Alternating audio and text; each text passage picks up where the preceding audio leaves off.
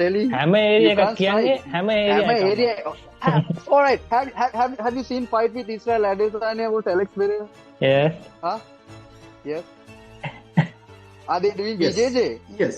They Are they strike. doing? Yeah. They are giving the real taste of the MMA for the no for the A like, MMA crowd. නෙවෙයි ඒ kick boxing අහන්න, match එකක් එහෙනම් MMA match දෙන්නට නෙවෙයි ඒවා UFC එන්නතු kick boxing යන්න පුළුවන්. Kick boxing Okay, යන්න okay. දෙන්නට UFC එන්නතු kick boxing යන්න කාලා පුළුවන්. දිනවනේ. So I mean, okay ground යන්න ඕන අයියා මට කිසි ප්‍රශ්නයක් නැහැ. That's no offense. හරිද? ඔයා ground මම එනකොට ඒකද okay කිව්වේ එන්න. වාට උඩ හරිද? නෙවෙයි පහළ I'm නෙවෙයි මැද telling නෙවෙයි you, තුනම හම්බෙනවා let's kill each other. Let's go kill each other on 21st. අනිවාර්යෙන් Right? දිනු ඔයා හිතන්නේ ඔව්. මෙහෙමයි. obviously Dananjaya ඇවිල්ලා striking වලට තමයි නැඹුරු වෙන ඔය ගතාවක් තමයි මට මේකෙන් එයා කියන එකෙන් මට තේරෙන්නේ. ඔයා හිතන්නේ ඔයාට එයාව ground එකට ගත්තොත් එයාව easily submit කරන්න පුළුවන් වෙයිද? නැත්නම් ඒ කියන්නේ ground එකට ගන්න වැඩේ ඔයාට කරගන්න පුළුවන් වෙයිද? ගන්න වැඩේ easy මට ඒක 100% sure ඊට පස්සේ ගේම කොහොමද ෆයිට් එකක් යනවා එතනින් Okay, that is okay. Dananjaya වගේ take down defense එක හොඳයි කියලා හිතනවා. easy කියන වචනේ ඔයාට easy කියන වචනේ කාටවත් use කරන්න බෑ. මට මේක දිනන්න ඕන මොකද ෆයිට් එකක් මට නැති වෙලා තියෙනවා. ෆයිට් එකක් නැති වුණා මට ඉෂුව එකක් ඉන්නේ. I'm going to be dominate. I'm going to be dominate. හරි. so එතකොට මගේ job එක තමයි මෙයාව however මම මෙයාව dominate කරන්න. dominate කරන however මම එයාව finish කරන්න. හරිද? මට මේක වැදගත් කියන්නේ මේ මගේ comeback එක. මේක කාටවත් දෙන්න එකක් නෙවෙයි මගේ ඒ කියන්නේ for myself. I'm giving this comeback for myself and my pride.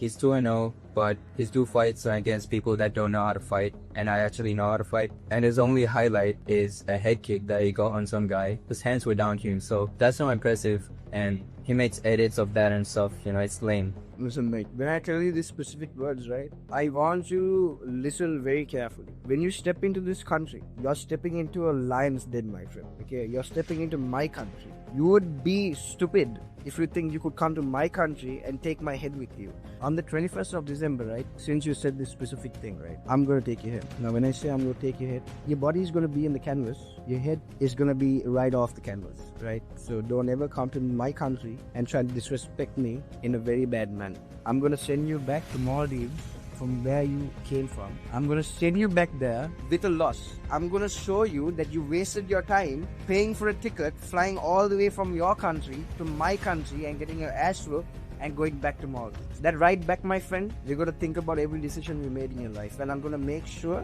that you think about it. You're going to be crying on the way back home. And I will promise you that, my friend. I was trying to be humble with you, right? Now, because of people like you, I can't lock that person I used to be. So, because of people like you, I'm going to have to be that villain you all keep saying that it's not good and all that.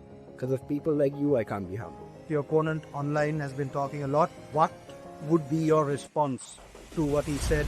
I don't really have a response. I'm gonna do my talking in the cage, you know. I don't have anything to prove. And yeah, I'm just gonna submit him. It's gonna be round 3 submission. Talk to me about the preparation that you've been doing on this. I've been doing lots of preparation. Jordan has no idea how I've been training. I've trained with a professional. I've been training for a long time as well. I've just been looking for the opportunity, and now it's here and I'm finally about to fight, so that's it. You've seen his previous fight.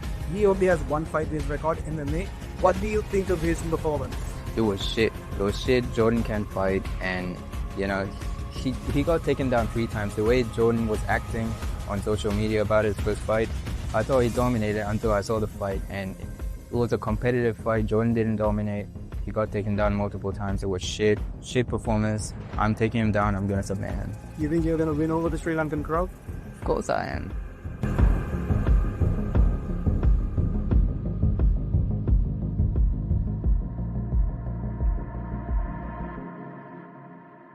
No, I just want to express again, you know, my sorrow and my condolences to all the flood victims, you know, and I was thinking about Arshan, and I said a little prayer for Arshan because I know he lives in Kandy, and Kandy was heavily affected. But I'm glad he's here today speaking and he's well. and I'm looking forward to competing against him on Sunday the 21st. I know no one comes into the ring, into the middle of the ring to lose, right? Nobody is going to put themselves on a risk that which they cannot go through. So I think the one who is coming to the ring is a different personality than his life. So that will be a different animal over there. Even a very innocent animal will become horrible to protect himself. That's how nature it is. So I believe, inshallah, will be coming over there and we will be putting up a good performance despite of winning or losing. I hope God bless us both to go back home safely and be with our families happily. That's what I wish. No trash talk needed, folks. You might have seen trash talk when it comes to other fights in, especially the bantamweight division, but this is, at the end of the day, the heavyweight division.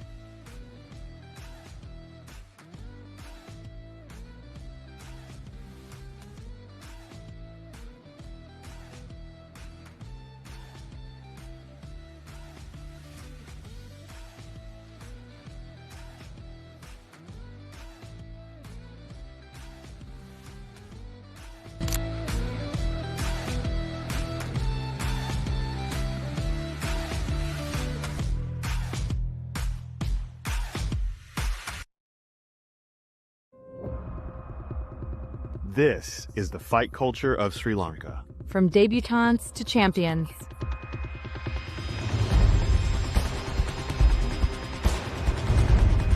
Interviews you won't hear anywhere else. MMA, kickboxing, Muay Thai, grappling. A fight channel like no other.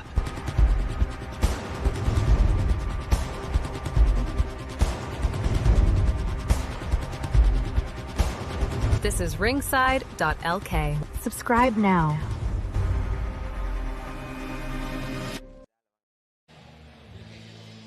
Hello and welcome to Ringside.Lk, Sri Lanka's one and only and the best combat sports channel in Sri Lanka.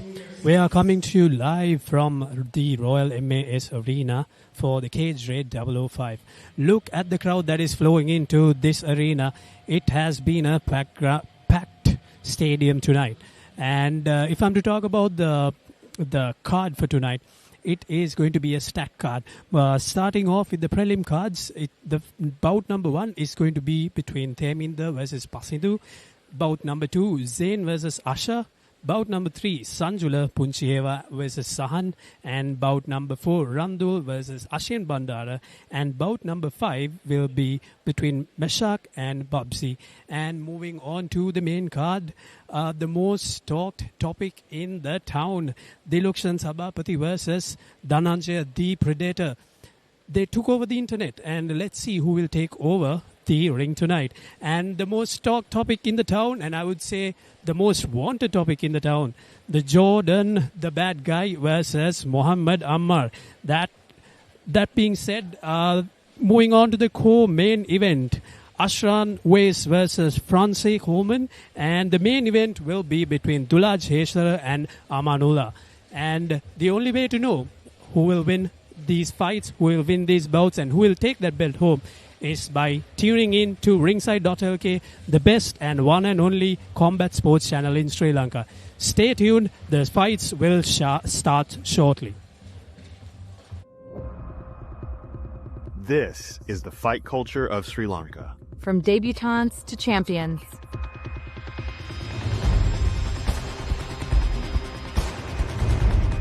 Interviews you won't hear anywhere else. MMA, kickboxing, Muay Thai, grappling. A fight channel like no other.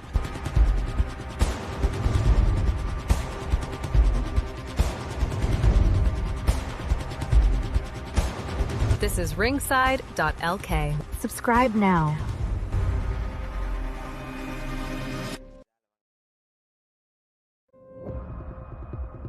This is the fight culture of Sri Lanka. From debutantes to champions.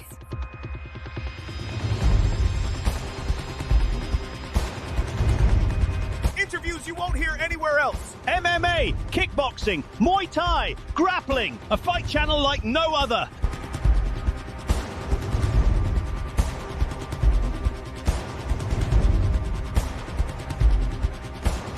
This is Ringside.Lk. Subscribe now.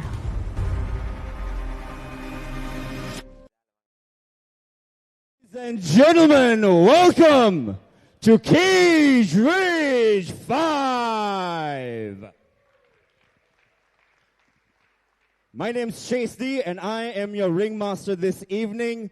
We have 7 amazing MMA bouts for you. And in fact, just before we begin, we of course need to thank those who've made this possible for us. And to begin with, Bird Resorts Hambantota is our main sponsor for this event. They are the largest bird park in the whole of South Asia and the first ever bird park in Sri Lanka. So make sure that you visit the luxury resort with over 50 acres and over 35 luxury suites and multi-cuisine dining. And of course, Treehouse, which is Colombo's unique jungle-themed rooftop bar situated at Morven Hotel in Colombo 7, along with 11th Mission, Cage Rage's official video production partner, serving top-tier content for you. Navaloka Hospital's Cage Rage's official medical partner. Homelands, which is Sri Lanka's #1 real estate company that has now expanded to Dubai and Australia. And Fox 91.4, the official media partner for Cage Rage. I would also like to introduce to you, tonight we have our referees, Romesh De Silva and Hasita Jayasuriya. And joining me ringside, we have Akmal for post-fight interviews, and our live commentators, Nishad and Chetan, as we are streaming this live on Ringside.Lk on YouTube. So if your friends can't make it, make sure that you share that channel with them. That's Ringside.Lk's YouTube channel. And do not forget to tag us on socials. That is Cage Rage on all your stories. Now, with that, I have people everywhere. Okay. Are you guys ready tonight?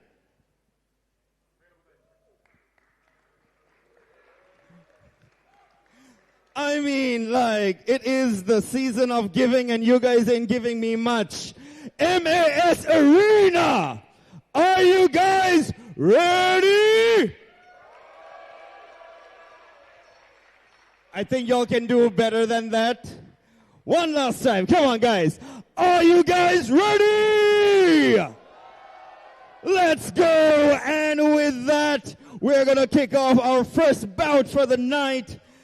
And introducing to you, in the red corner, he's in the weight class of 50 to 55. This is the flyweight category with 3 fights representing a natural MMA, Theminda.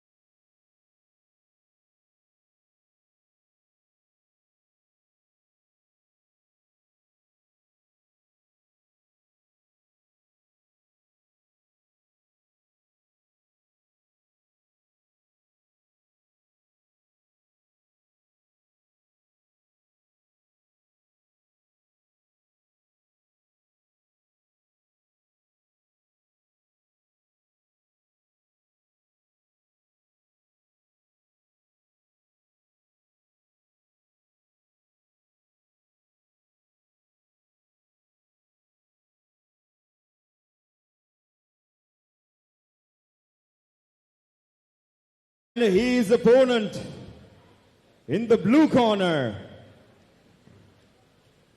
in the weight category of 50 to 55 kilograms in the flyweight class, making his debut from UCC Kandy, Pasindu.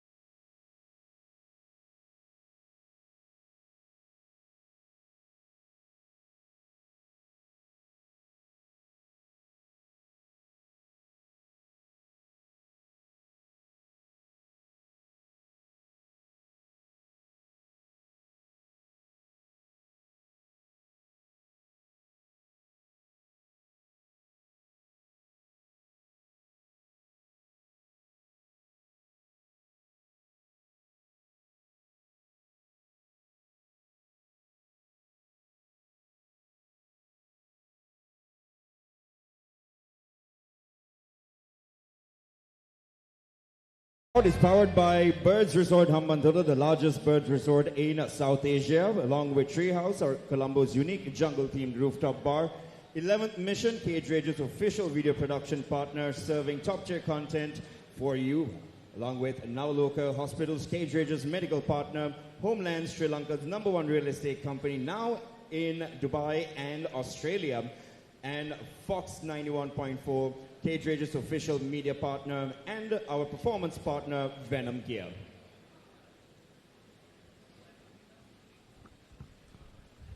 Both fighters entering the ring. Theminda, the experienced boxer from Kingswood College, with a vicious right hand. It appears to be Pasindu's first ever bout, so it'll be interesting to see how the set up in the opening round. And here we go, we kick off Cage Rage 5, the first bout of the day, prelims. Pasindu fighting out of southpaw. Theminda, the taller fighter, with a very measured jab.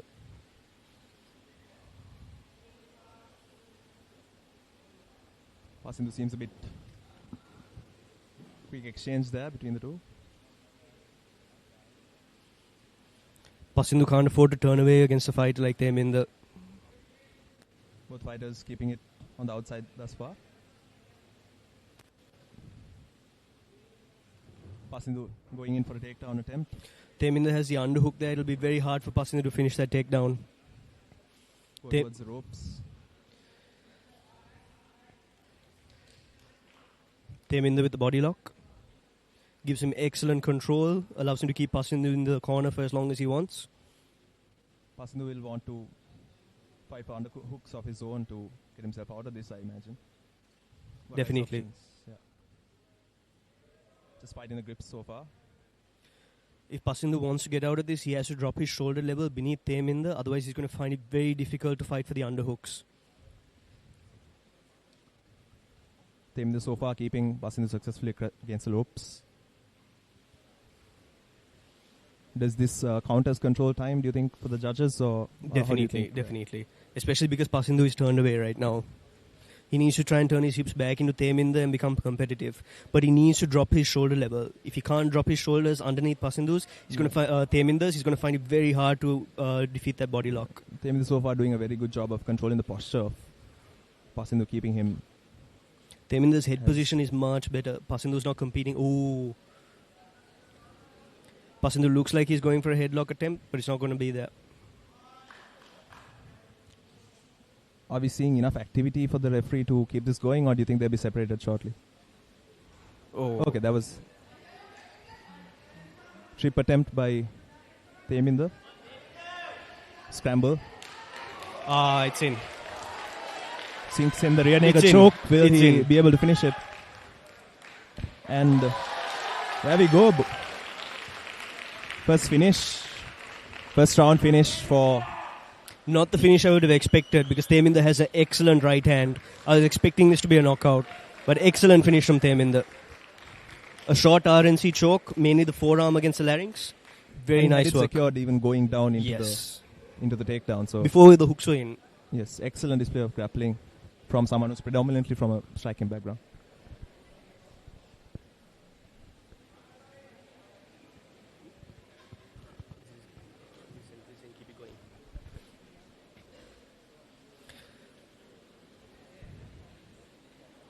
Just the judges taking time to give the scorecard.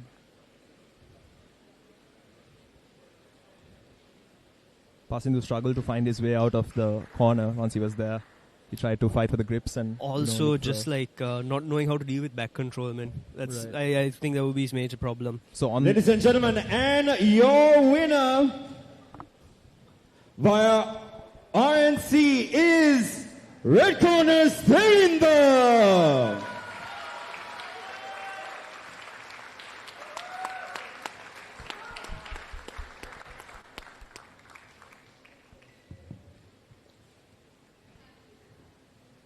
Well, what a start to the night. And Theminda, did you expect that early victory from the first bout? Yeah. My coach, can you tell me about this? I expect this. Achieve. ඔයා හිතනවාද මේ fight එක මෙච්චර ඉක්මනින් ඉවර කරන්න පුළුවන් වෙයි කියලා? අනිත් එක ඔයාව අපිට ආයෙ කවද්ද දකින්න හම්බෙන්නේ මේ රින් එකේ?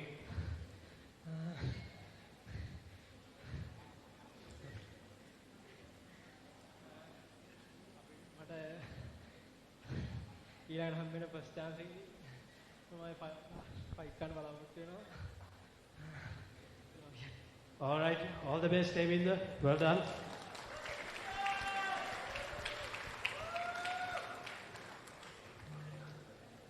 Pasindu, මේක ඔයාගේ first fight එක. ඔයා first time මේ ring එක step in වෙලා මේ වගේ challenge එකක් මේ වගේ fights ගොඩක් තිබ්බ fighter කෙනෙක් එක්ක ඔයා fight කරා. ඔයාට මොකද්ද හිතෙන්නේ මේ වගේ first fight එක ගැන? ඇත්තටම ගොඩක් සතුටුයි මම අවුරුදු 6ක් බලන් හිටියේ මේ මැච් එක ශ්‍රී ලංකාවට කරන්න. ඒ වගේම අනිවාර්යෙන් thank you කරන්න ඕන ක්ලබ් එකේ හැමෝටම. ඇත්තටම නුවර අර තිබ්බ සිටුේෂන් එකත් එක්ක මට ට්‍රේනින් යන්න ගොඩක් අමාරු වුණා. මාසයක් විතර අන්තිම මාසෙ මට ට්‍රේනින් කරන්න හම්බ වුණේම නැහැ. thank කරන්න ඕන හැමෝටම උදව් කරපු හැමෝටම. තව ෆයිටින් ආය හම්බෙන්න බලාපොරොත්තු වෙනවා. Thank you, Pasindu. All the best.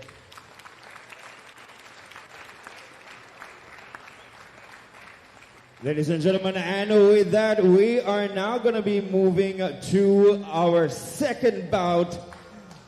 And again, things are more and more heated up as the night progresses.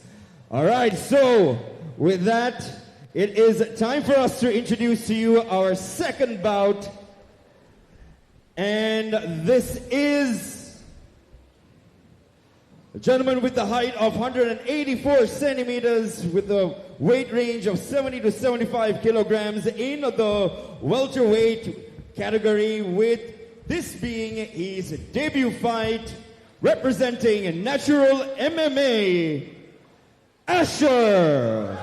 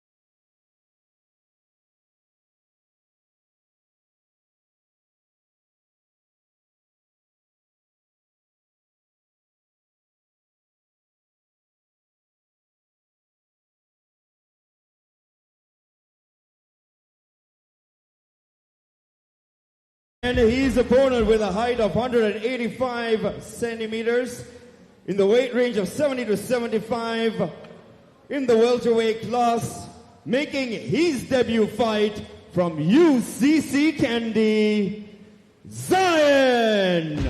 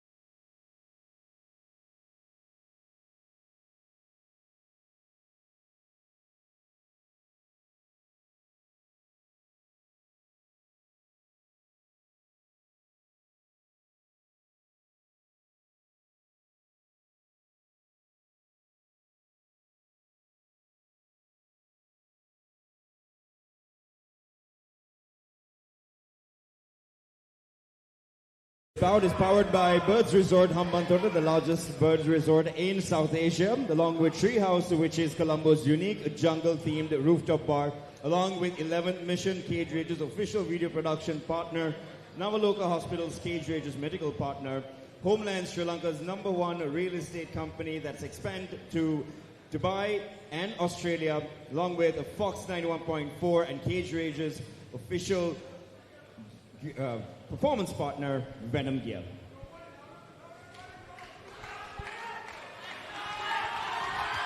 Bout number 2 about to get underway. Zain versus Ashen.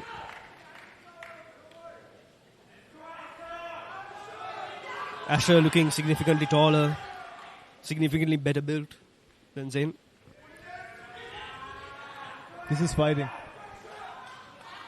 Let's see what happens.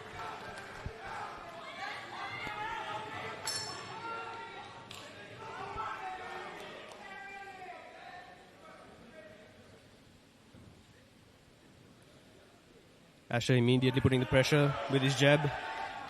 Welterweight bout, both fighters fighting out of orthodox. Ashen really finding the range with his jab. Putting out a pawing jab as well, getting a feel for the range. Ashen is very much on the front foot at the beginning of this bout. Lands a stiff jab, stepping in. Zain looks quite hesitant to close the range. Lovely roundhouse kick by Ashen. Leg kick landed flush on Zain. Ashen has definitely, he's either fought before or he's been training a very long time. Ashen seems very comfortable throwing leg kicks from both sides, and he lands another one just there. Doing lots of damage against a rope.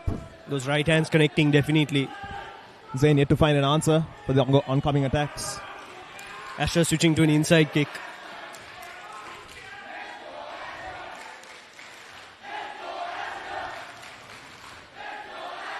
Zain is going to have to find some way to make Ashen respect him. Otherwise, it's just not going to be a very long fight. Yeah. He needs to throw something to get the respect of Ashen. Otherwise, he's happy to stay on the outside and teeing off on him. And just take out the leg. Like over time, especially 2-3 rounds, that's going to be... And these are like 5-minute rounds. That's going to eventually stack up. Definitely will have a wear on Zain. We can already see quite flat-footed in his movements. Zain, he's still yet to find a good rhythm. Seems content to be stepping away. Also, his level changes. You can tell that leg is hurting. Now the flurry there from Ashen doing quite a lot of damage. Zain does have a right hand that seems to be connecting some of the time. He's going to have to way too loopy on his hands when he's throwing that leg kick. High guard. Lot of telegraph on the strikes of Zain. Ashen seems a lot more fluid in his motion. Zain needs to work behind his jab and he needs to start feinting. Otherwise, it's not going to be much tonight.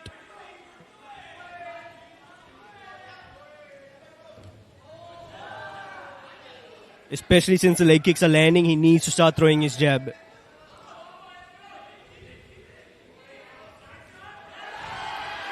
That is going to be dangerous if Zain makes a habit of dropping his hands when dealing with that leg kick. Zain still hasn't made a significant attempt to check those kicks.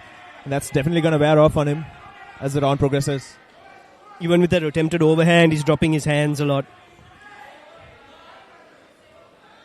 He's trying to get that inside leg kick on Asher as he steps in. But I think 2 or 3 more leg kicks and then a head kick from Asher will probably do a lot of damage. Yes. He's definitely trying to divert the attention away from the head kicks with these repeated leg attacks. As you can see, steps in with a hook and a right hand. Zain is not too uncomfortable with trading on the inside, which is good for him, but then he needs close distance.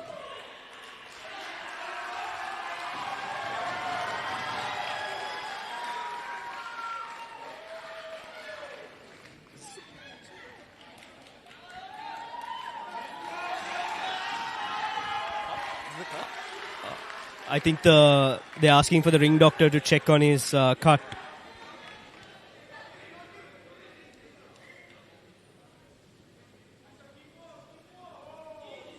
Zain wearing a lot of damage on his face. He's caught a lot of significant strikes so far. Nearly more than halfway through this round. But also the lightness of the MMA glove means that like almost everything cuts. Impact goes directly into you a lot more. You don't get this many cuts in boxing matches. Definitely. The gloves play a huge part in the damage that we're seeing, at least visually, on Zain's face.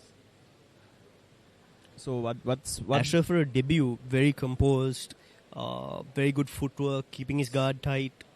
Very fluid in all his movements. He's and clearly composed, disciplined. For sure, disciplined. for sure. So, if you're Zain's coach, what do you even say to him at this point? He just needs to find a bit of courage he needs to throw his jab, he needs to fake, he needs to pump, he needs to somehow try and back Asher up. And if possible, try and make sure he throws a right hand every time Asher throws a leg kick. He needs to respond. He needs to respond to every attack and get some kind of... Also, he needs to bunch up his punches, 2-3 punches, 2-3 punches. Volume is one of the ways out of the situation he's in. Because Zain also, he doesn't seem like he's flinching too much when the exchange gets close. So, I mean, he needs to capitalize on that, right? Like put in 2-3 punches when he gets on the inside. Because he is in range. It's not a question of that. It's just the willingness to commit to strikes and being this behind on the first round. He really needs to find something. I think he needs to get a little bloody. Like wants to go in with that mentality of like, I'm going to trade shots. Willingness to trade, yes. That's what it's going to require of Zain. Let's see what he comes up with.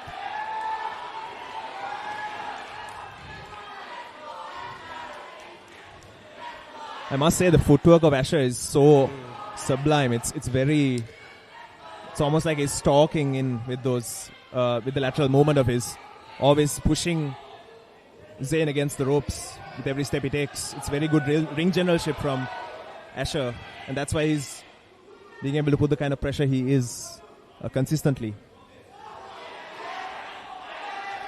A slip. Lovely right hand lands from Asher. And referee pauses the action again. Out of... he sees something that's... probably the cut opening up back again. It's impeding Zain's ability to breathe. Potentially his nose looks a bit not in the best shape.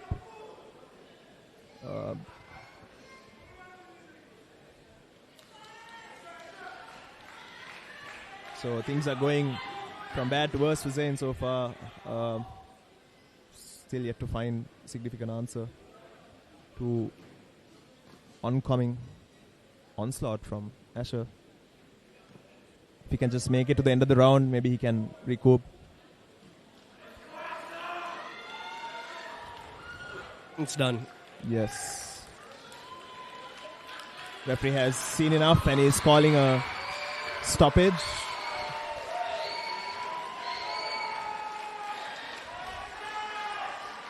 Excellent display, I must say, from Asher all around. Very, very well composed. Very well executed.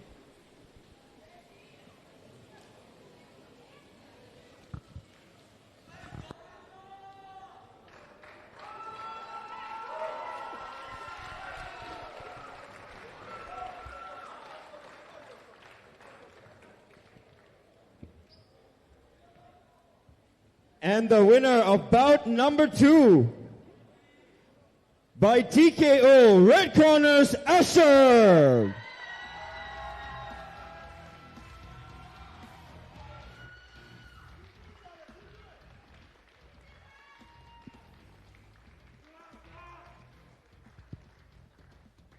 Well done, Asher. What a fabulous way to end the fight in the first round itself.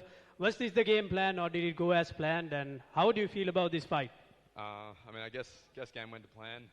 Coach gave me a pretty basic plan, just weaken him with my jab and find the opening and take it. And all credit to Coach. He's put in the work. I came here like a month ago, and now I'm fighting thanks to Coach Kaz. And when will we see you again in Sri Lanka in a ring fighting opponents? That's up to Coach and whether our timelines align. But I'm definitely keen to be back, so let's see. All right. Well done, Nasser. Have a great evening.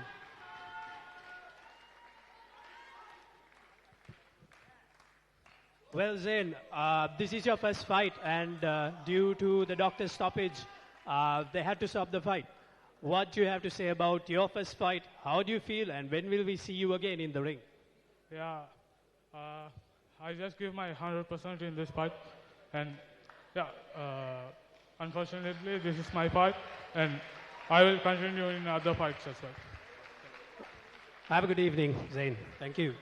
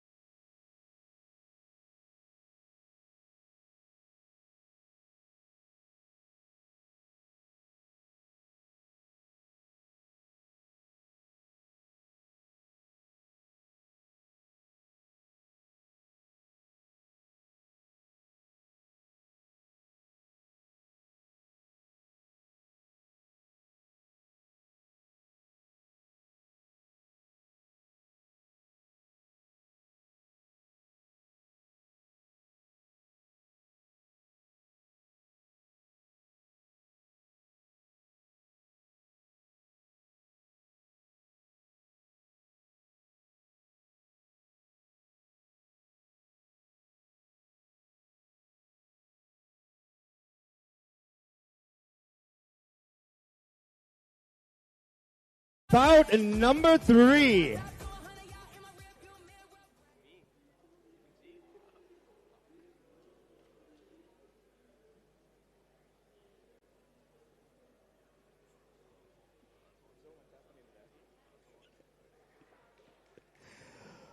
Introducing first from the red corner with a height of 175 centimeters in the weight range of 68 to 73 kilograms in the welterweight class with an achievement of 2 wins, 0 losses, representing Natural MMA, Ashen.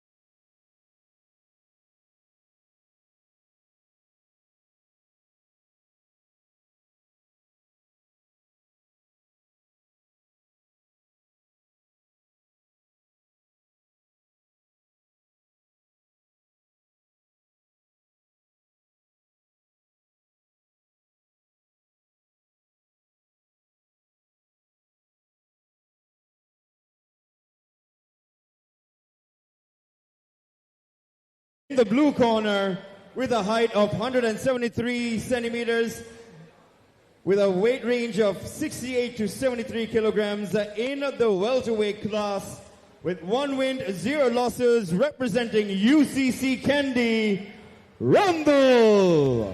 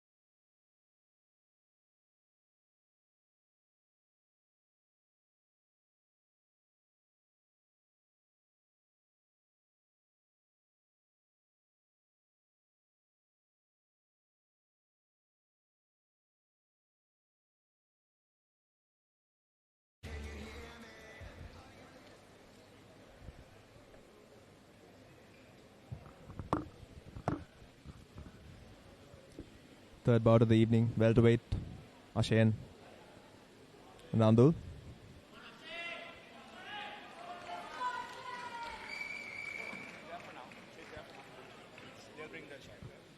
Similar height, similar size.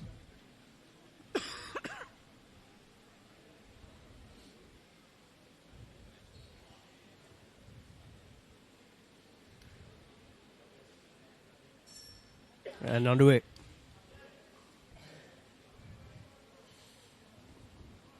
Right away, Randul leaping in with some leg kicks. Quick exchange there.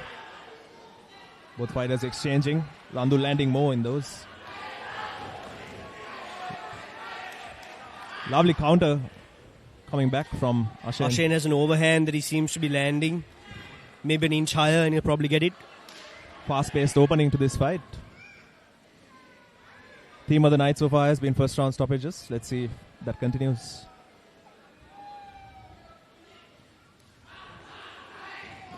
Randul being very consistent with that leg kick attack. Yes, but also Ashen does have a body kick counter that he uses mid-exchange. I would not keep, if I was Ashen, I would not keep my head so low. Randul seems to like that lead leg kick opening into all his attacks. Seems to be serving him well thus far. Randul is starting to go wide with his punches. Even though he's going for the leg, he's going very wide with those punches. Not going to be great when Ashen starts countering on the inside. Ashen ends up on top of Randul very momentarily and he looks for a sweep. Tries to get it to the ground. Doing well to maintain the posture and ends up in Ashen mount. in mount. This is going to be very, very difficult for Randul to get rid of. Very dominant position, and I think in the last 5 years we've only seen like 1 or 2 people escape mount, yes. at least within the Lankan scene. Let's see if Randul joins a very small minority of people who managed to do that thus far.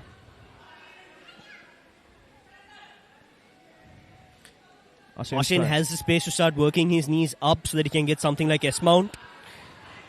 Randul doing a semi-decent job of controlling the waist, right? To make sure that, but what he needs to do is switch to double underhooks and make sure that both his hands are on Ashen's shoulders. That will start giving him a lot of leverage and make sure that he can't get hit. And he needs to bury his face into the chest, which he's currently doing. But he needs to work the hands up, otherwise he's not going to be able to trap an overhook and then go for a trap and roll. Yeah, so far he just seems to want to get some separation. If he just goes for the head control, Ashen's just going to be able to slip out and start throwing punches. Yes. Ashen looking to elevate the elbows. He might be going for a head and arm choke. He does seem to have... Yes, he's going for a head and arm choke. He's dismounting now. Secured.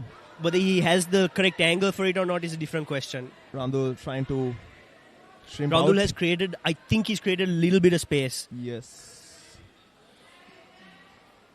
Ashen needs to get his shoulder a little lower so that it's collapsing on the carotid. Right now, the shoulder is directly above the chin. And that's not enough pressure to Not completely choke. he can see now he's putting his bicep on the carotid, which works, but then he really needs to get the elbow across. In general, I'd recommend making sure that the shoulder is on the carotid. Some separation now created by Randul, but Ashen comes back in. Some attacks. I don't think Randul knows how he has to escape from here. He needs to get double underhooks. He needs to work up from the body lock up towards those double underhooks if he wants to have a chance of escaping here. Or he needs to very actively fight the knees. Yes. So far, doing neither. Also, Randul's legs are very, very inactive. He needs to change his hip angle, try and trap the legs, something. Very much only using his upper body. And now the some double hip overhooks are fine. Those are fine. He can start to do some bridge and roll, right? Sure. But I can't see from this angle. Top pressure proving to... Ashen has locked his, or temporarily locks his legs underneath the thighs, so that makes it a little difficult to go for the trap and roll sometimes, even when he has double overhooks. This is also going to be very tiring on Randul right now. Yes, he already seems quite worn. Yeah, because also every time Ashen breaks posture, right, and he's about to throw shots, he needs to break Ashen's posture. So what does he have to do? He has to bump. Yes. So he keeps getting tired and tired. Yeah. More than halfway through this round, and Ashen has gotten That his is not back. a bad strategy. That is not a bad strategy at all. Randul exposed his back momentarily to get out of that. Yeah. And he needs to get his hands back up. Just because he's happy that he's out doesn't mean he can't keep his hands low. Back exposure in order to get out is fine. You just need to be very, very quick with the stand-up. Randul's trying to be as explosive as he was before, but he's clearly winded compared to the start of the He needs to fight. recompose himself, get his jab going, then start working up his stuff. Otherwise, Ashen knows that his hands are down, he's going for the head kick. Yes. And he needs to control the pace a bit better. He's already winded. A very flush leg kick landed. On the toes. On the toes, but yeah, still... no, the toes landed on the chin. A little higher, he would have done something. Not the smartest move for... Oh! If Randul can keep him down, get on top, start raining down blows, at least in these 10 seconds, then some kind of recovery for him. Randul ends the round on top. And that's the end of the round. That's the end of the round, and very interesting round from the judges' perspective as well. So one thing, Randul can't shoot with his face pointing down. He has to keep his back straight if he's going to get a double leg like that. I think he essentially got lucky because Ashen's balance wasn't so balance is already off, so he just had to follow through. But yes, I mean, the start of the fight saw Randul being very aggressive on the front foot, trying to chase Ashen down, and eventually Ashen got a takedown and spent a lot of control time on top. However, Randul is able to pop out and ended the round with a... So far, I think Ashen is pretty much up in the round. Sure. I think one thing that will need to happen is Randul needs to tighten up his guard, otherwise he is going to be vulnerable to that head kick. Yes. You already saw one head kick landed by Ashen while Randul is against the ropes.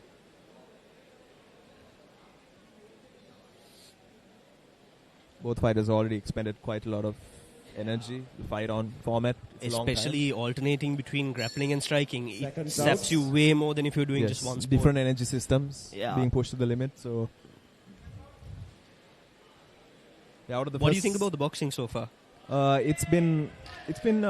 I feel like it's been used mostly to set up the leg kicks and the rest of the attacks. But anything you'd like to see? I think Randul's doing a pretty good job of establishing his jab and. I'd like to see more switching up of attacks to the body as well. I think that's something both of them have yet to really explore. Neglected so far for this fight. Oh, they are both so tired. A lot more measured in their approaches, given the energy expenditure. So we're going to have a more cautious fight, but Randul has a lot of fight in him. He has a lot of fight. Oh, lovely uppercut landing. He landed 2 uppercuts. But this is the thing. Ashen is consistent. He'll take a few on the guard and then he'll throw his body kick. Randul needs to be more measured. Otherwise, he's just going to expend energy, give Ashen the takedown, and then it's going to be done from there. Time and time again, Ashen has blocked and countered. And that seems to be working well for him because... So the 2 uppercuts this side of the ring really did some damage. Yes. But Ashen's feeling it right now. A little bit hesitant to commit to the attacks. If Randul keeps a bit more pressure on the leg, that would be good. And he needs to tighten up those shots. He needs to tighten up. Randul needs to tighten up on those shots. It's very lot of fat on those punches that it's not reaching the target. So much telegraph and a lot of energy wasted as well. Yeah. So not the optimal way to punch. I think Ashen can just keep, if he wants to, just keep pressuring in with a tight guard, head bump on the shoulders, and then just go for a body lock. Ashen's kicks have been mostly used as a way of establishing range, whereas Randul's kicks have a lot more explosiveness behind them. If Randul starts going with a couple of body hooks right now, because of the way Ashen's holding his guard, they might have some success. There is space for that to land, but a lot of exchanges in this bout, both fighters. Randul is starting to get tired. He should work behind his jab. Always work behind your jab. Yeah, leading with those like wide looping right hands is not going to do anything. I think Ashen's feeling it on the leg. Ashen with two body kicks and a hook. Takes some strikes coming in, and there's a lovely uppercut landed by Randul. Randul needs to tighten up his guard. It's just way too much of a risk. Currently, Ashen can't capitalize on that because he's tired and off balance. But if he recovers, there's going to be a huge problem for Randul. Randul is attacking in flurries, whereas Ashen returns very well, catches him. Ashen just needs to lean back and throw that overhand. Cut opened up on Ashen's left eye. That's going to cause momentary stoppage.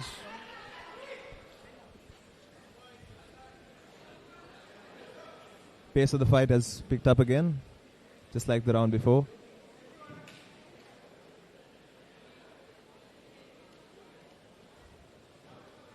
Randul should be using this time to recover and breathe as much as possible. I think this would actually favor Ashen in the long run. I think Randul did a better job this round of controlling his energy expenditure and really pacing himself. I'm not sure about the energy expenditure, but I think he's done a much more dominant job this round. Yeah, true. I think second round would probably go to him. Ashen's kind of forgotten his overhand that was kind of working for him in the first round.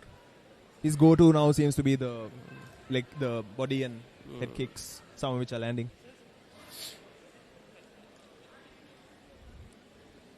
I also really don't like leg kicks when you're tired, because there's always the possibility, especially when your hips are going up at such a high angle, that you're going to slip. Yeah, and that you won't be able to balance yourself back if there was a shot coming back. Yeah.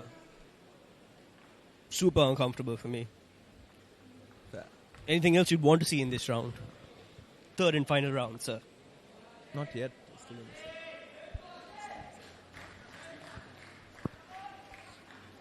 second.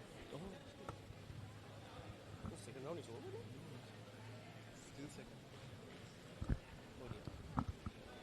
Apologies. Cut seems to be a bit of a stubborn one on Ashen's eye. Eye, of course, is a very tricky cut to deal with anyway. I mean, your vision's blurry, you can't see much. Sorry, this is not typically done. You don't sit the fighter True. down on the... And they noticed it immediately. Considering how long it's taken, it's... You're not supposed to sit the fighter down. Yes. He's supposed to recover while standing. Yes. That is a little unfair. That was momentarily given to Ashen, but now both fighters are starting back. Randul right back on that leg attack. Comes in with career punches, but Ashen with the counter. The uppercuts are doing a lot of good for Randul. Yes, it's coming in at an awkward angle for Ashen to deal with. His guard isn't doing an adequate job of blocking the uppercuts. I think what Randul should do, 2 uppercuts, change angle, head kick. Yes, the cutting of angles has been quite limited. Oh, Lord. But Here we go. On the ground. Ashen with the body lock in half guard. I don't know if that will be scored a takedown per se. Although... This would count as control time, I think. Yeah, but will he be awarded for the takedown? It was more of a... Trip? I mean... Yeah. Accidental fall. Technicalities. Randul relentless even on his back. He wants to do damage and... He shouldn't be doing that. He needs to control that head posture, keep the head down. Yeah, he's a bit distracted with trying to cause... Also, he needs to either try and hook. Ashen has one of his knees on the floor in between his legs. He needs to try and hook that ankle and fight for an underhook. Then he ends up in coyote half guard. Well, it seems in the absence of grappling knowledge, what he seemed to be opting for what he knows, which is striking while even on the ground. So Sure. Showing a lot of heart. Definitely a lot of heart. Mount is a very, very uncomfortable position to be in. It's not in half mount. Half guard. Yes. Ashen, I think, has enough space to clear that left leg, but doesn't do so in time. Ashen using his butterfly hooks, comes up to a double leg attempt. Can Randul sprawl on it? Randul sprawls. Randul had rolled over his ankle, I think. Is he going for a guillotine attempt, do you think? Or is he still controlling the... Can't see it from this angle. And the referee has to break them. Yeah, this is the... Reset them. Yeah. Grappling in rings has its own set of limitations, as you can see. Keep getting stood up. And bit of hesitation from... Oh, definitely. Nobody wants to get put back into the bottom position in the center of the ring. True. He looked quite happy when they were in the corner. Oh, not it mount. was not full mount. Not mount, yes. It wasn't even half guard, was it? No, I thought it was full guard. No, it was half guard with Ashen having cleared his ankle above the bottom hook. But still resetting them to half guard is fine, especially when the referee doesn't know the specifics. Sure. But it still need... No, it cannot be mount. It can't be mount. That was not the position that they should have reset them on. Referee seems to be adjusting them again. Ashen at this very, point very eager to end up on mount. This is like a modified close guard position. I'm not entirely sure. But that's fine. Better than like just immediately giving them mount. Yeah, that would be extremely unfair on Randul because he was... Randul was losing the his bottom leg in half guard, but I don't think that warrants you setting him either to mount or to close guard. So Randul starts with having a close grip on Ashen. Don't know how long he can do that for. I think he can hold it for a little bit because his hip position is such. Ooh. This is the thing with close guard. You need to be controlling the head and you need to be elevating the legs. Because right now from that position, Randula's knees were pinching around the hips. They ideally need to be pinching towards the upper ribs, just beneath the armpits. That gives you a lot more control and allows you to open up for attacks. Details. I mean, that's what makes a difference at the higher levels. At the higher levels. And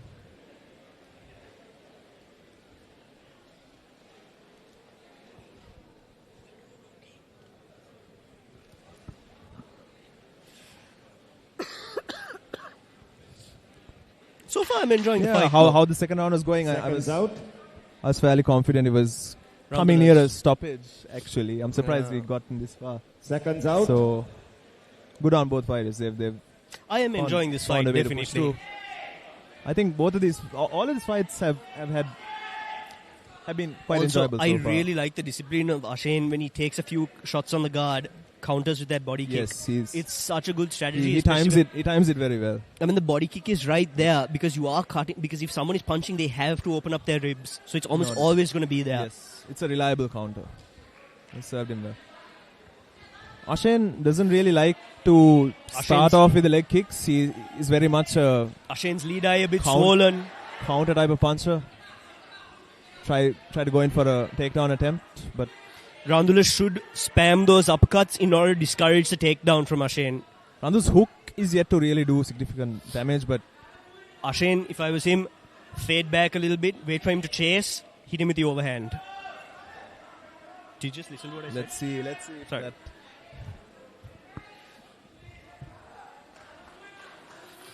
There's a lot of fatigue in both of these fighters. Oh, yeah. Clearly see it in their eyes. But... nearly Ashen nearly taking Randul out of the fight, quite literally, out of the ring. So, yeah, that's... I mean... Yeah. We trash talk the WWE all this time. True. But, some of these things go outside the ring. I wonder how they managed to stay inside the ring. I mean... I'm not liking the look of Ashen's lead eye.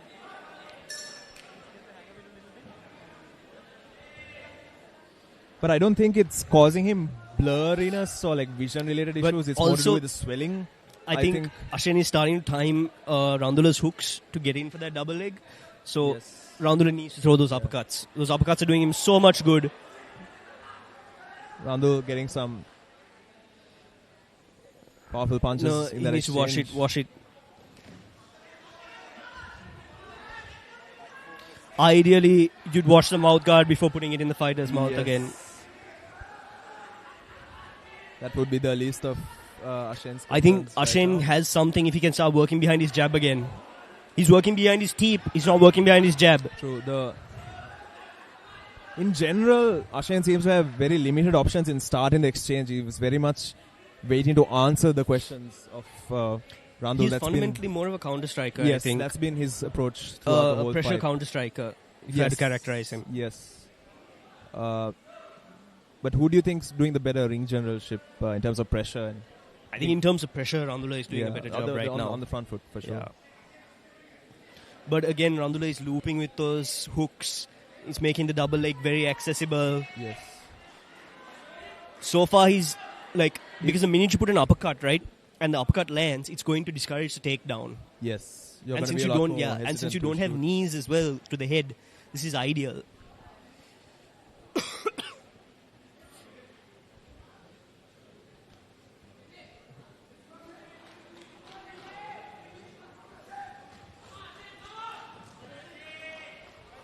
Randul is technically not supposed to allow his hands to be on the ropes, but he'll take every opportunity to recover. Randul's been very successful in starting those 4-punch combinations from outside. Lovely But work from Ashen. Very. He scoots his knees as deep in as he can. And he timed it so well as Randul's coming in, but Randul's Right able now he to... needs to go for a sit out. Right now Ashen needs to go for a sit out if he wants to make sure that nothing bad happens. Randul was sprawling almost indefinitely. Ended up outside the ring yet again.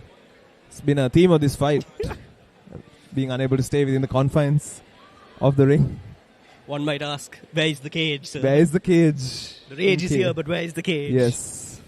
Hopefully there'll be a cage in the future iterations because there's a lot more dimensions that are... But what about the cage of the mind, sir? The cage of the mind. Yes. Maybe that's the...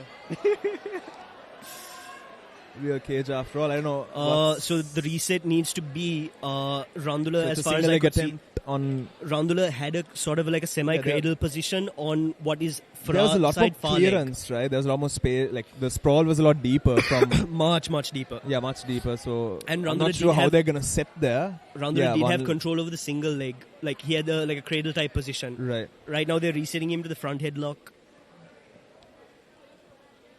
But that might have been a change we didn't notice as he was being driven towards the ring. So it was an awkward angle anyway.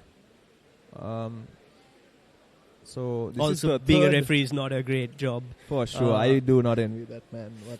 No one is happy with you at the end of the day. Yes. Very tricky gig. Oh, lovely. Ashen drives. Ashen needs to go for a Aggressively. sit out. He needs to sit out and try and take Randula's back. Otherwise, it's not going to be there. That Randul, is technically not a legal. downed opponent. Yes. You could say. So there was a bit of a foul play there, but they go on. Ashen needs to keep his elbows tight when he's going for a double leg.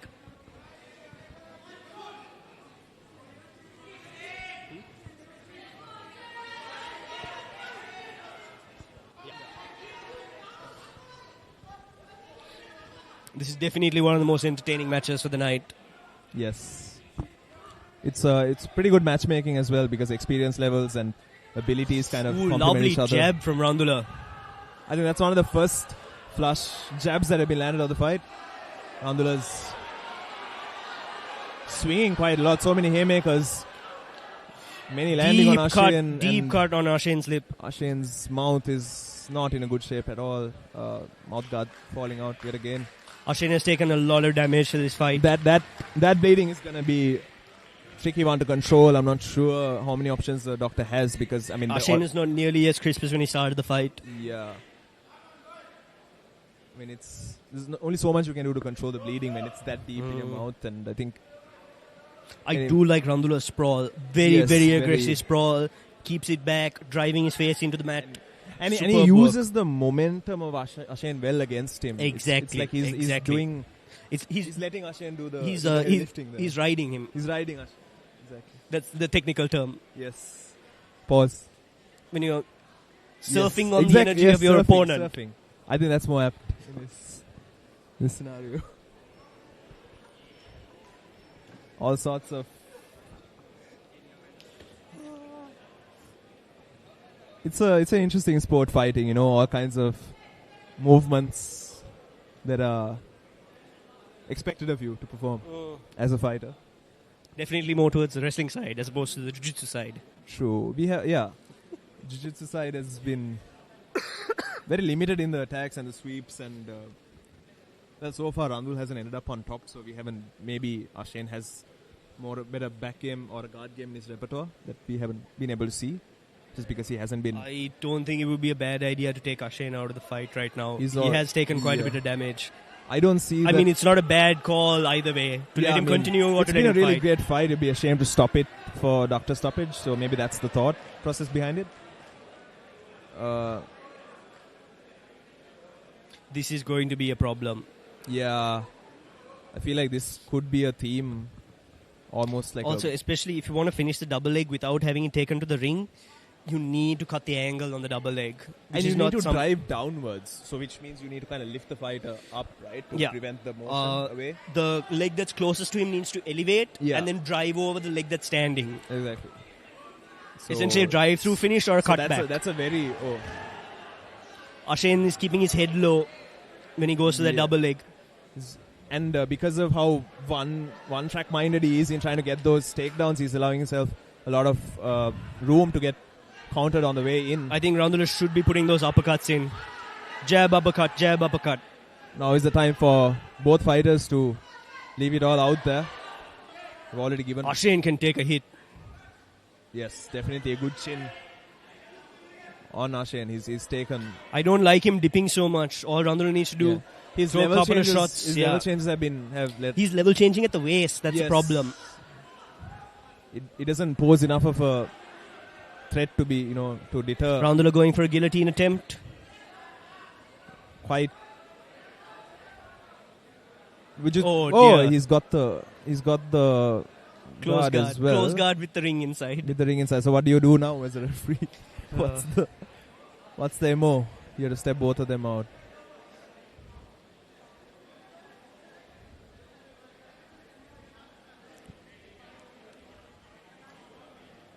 Especially with the amount of energy Ashen is putting on those double legs, it's going to end up at the ring consistently. No, and or on the ropes to be precise. And Randul sprawls equally, having that explosiveness behind them, traveling a couple meters at a time with each sprawl. So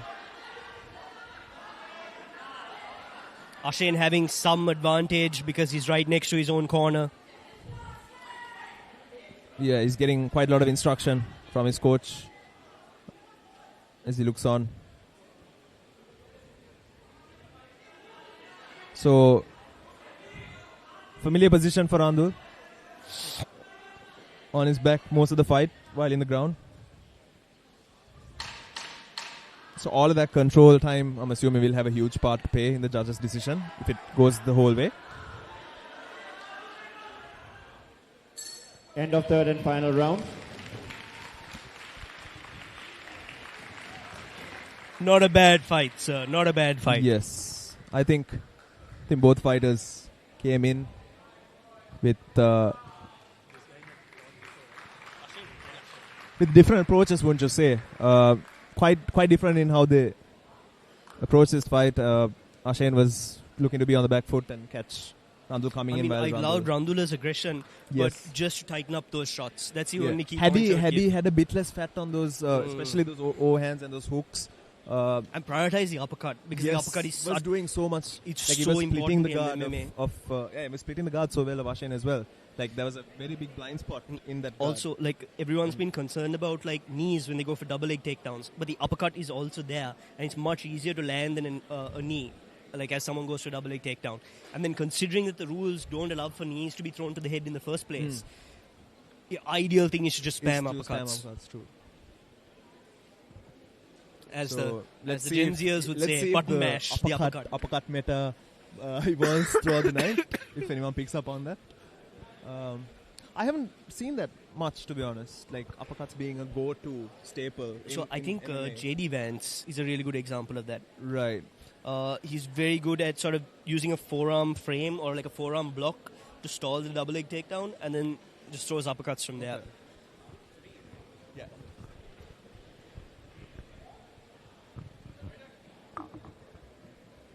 We await the judge's decision after this bout.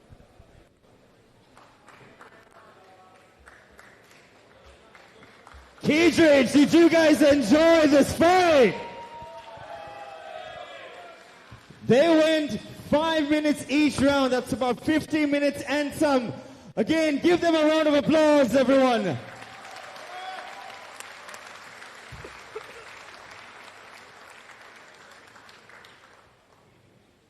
And the winner, by unanimous decision, blue corner's Randul.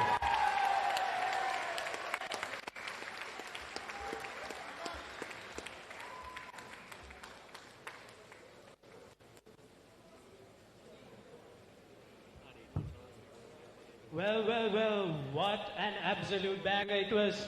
Randul, this was your first fight and you fought against a well-experienced fighter. What do you have to say? Did you play according to your game plan? And how do you feel about this first win? I'm really happy, and I didn't expect this to go to a decision. And I want to thank my coach and my teammates. We practiced in a short time, and it was a hard decision with the floods and all. But yeah, I'm really happy.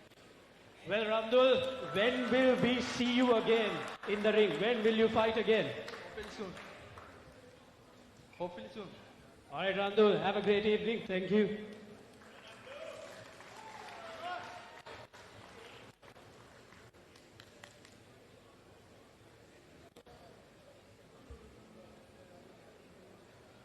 Well, Ashen, it was an absolute banger of a fight. And what do you have to say about today's fight? I'm pretty sure you definitely have something to say. Yeah, it didn't go the way I planned. I don't really have much to say because that would look like excuses. And I'm gonna train hard and be back. And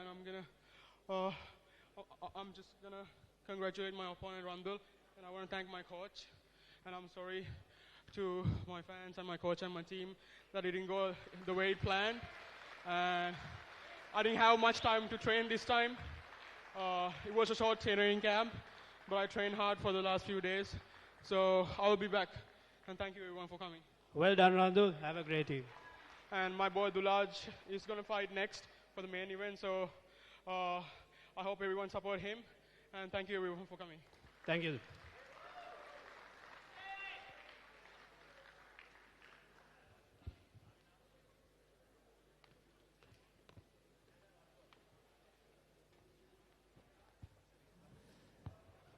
And now moving into bout number 4 for this evening of Cage Rage number 5. And introducing to you in the red corner with a height of 168 centimeters in the weight of 72 to 77, weight class welterweight, with 1 win, 1 loss in MMA, 1 win and 1 loss in Jiu-Jitsu, representing Glory MMA, Bubsy!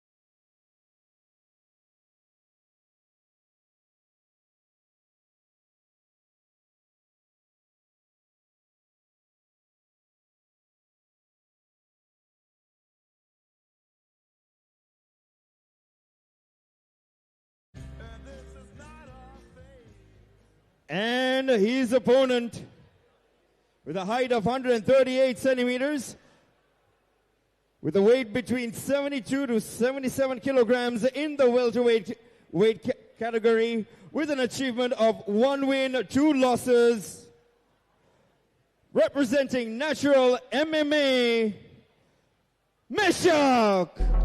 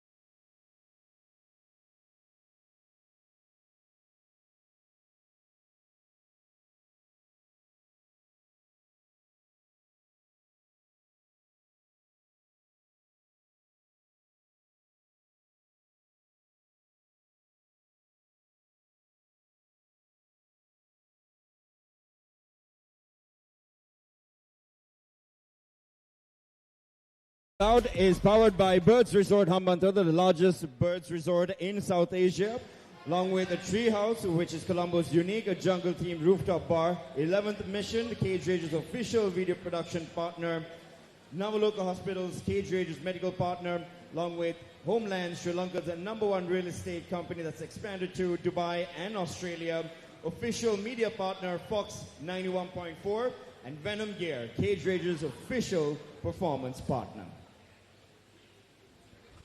Nishad, I have to say at this point, both of these fighters outside of the ring are some of the nicest people you will ever meet. Yes. And it's really difficult for me to commentate on this fight and have you do know them quite well.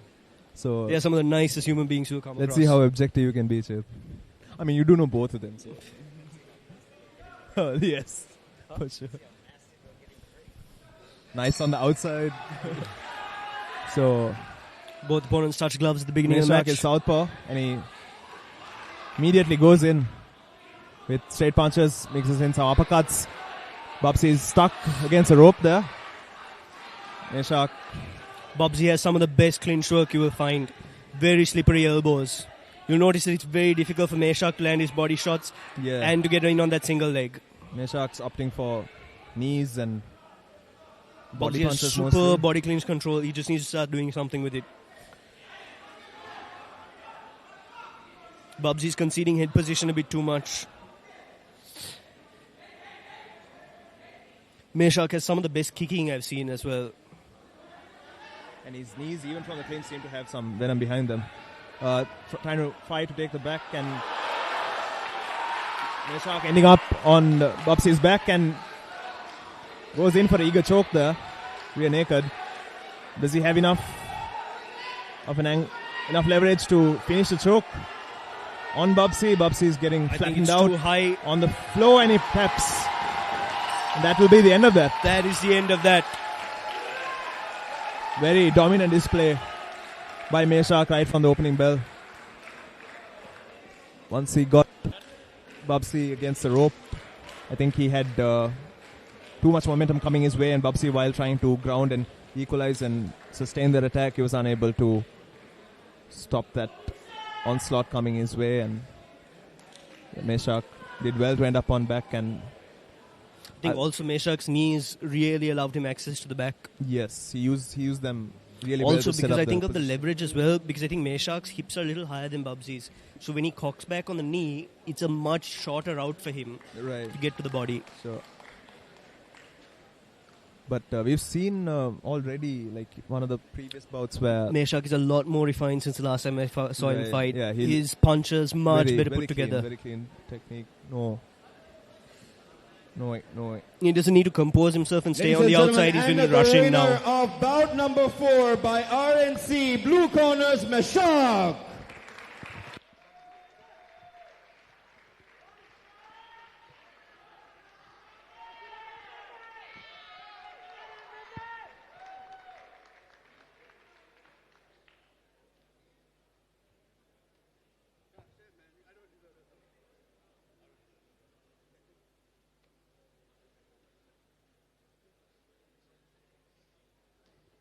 Well, Meshack, what an absolute fight it was. Was that the game plan? What a nice RNC, and you ended the fight in the first round. Was that the game plan, and how do you feel about this win? How do you feel about that comeback? Firstly, all glory to Jesus Christ. Without him, I would not be here. I'm blessed with such an amazing team, amazing coach. Without them, they are the ones who believe in me, train with me, and everything. They are the one who instill the self-belief in me. My coach always tell me, don't be self-conscious, you can do it. Without him, I would not be fighting, to be honest. So my coach told me to fight the way I usually do, which I did. And we got the win by God's grace. Well, Meshack, when will we see you again in this ring? When will we see you fighting again?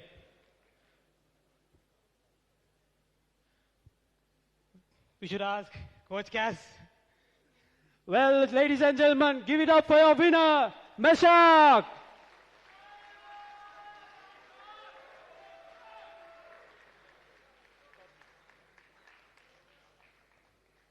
Well, I have Bubsy with me. And how do you feel about this? It was an early stoppage. Didn't go as planned, probably. How do you feel about it, and what do you have to say? First, I want to say sorry to the team, to the entire team, because you guys really you guys really helped me out. I let you down. Apologies to everyone, and it's my fault at the end of the day. Well, ladies and gentlemen, give it up for Bubsy!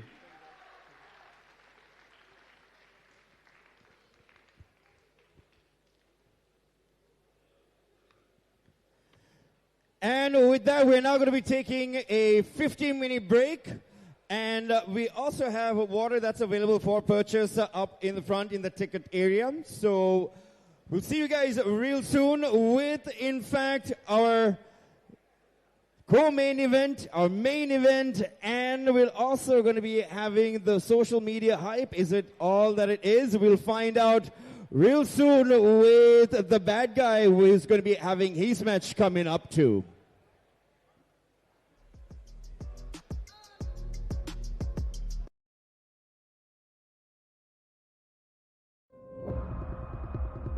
This is the fight culture of Sri Lanka. From debutantes to champions.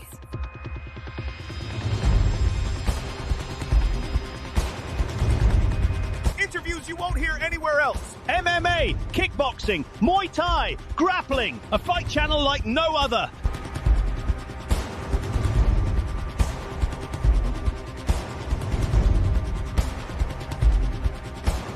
This is Ringside.Lk. Subscribe now.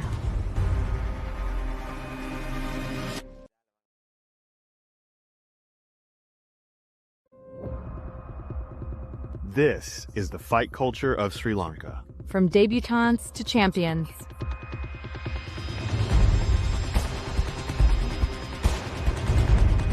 Interviews you won't hear anywhere else. MMA, kickboxing, Muay Thai, grappling. A fight channel like no other.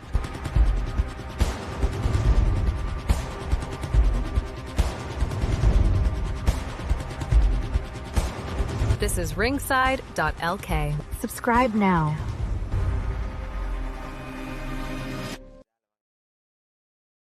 Dead as they can be. Fantastic. Okay, how about here? How are you guys doing? Let's go.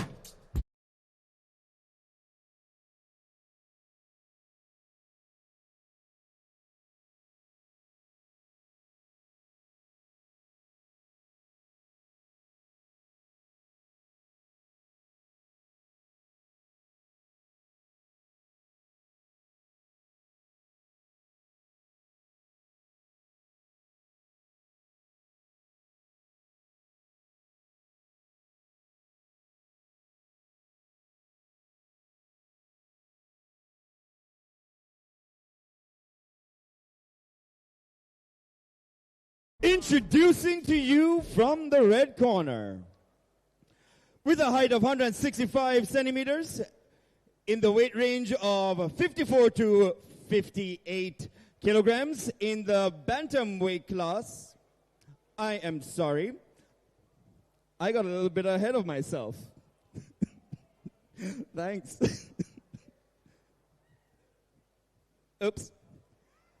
Let me reintroduce our red corner, with a height of 155.75 centimeters, with a weight between 60 to 65 in the lightweight class, with 3 wins, 2 losses in MMA and Muay Thai.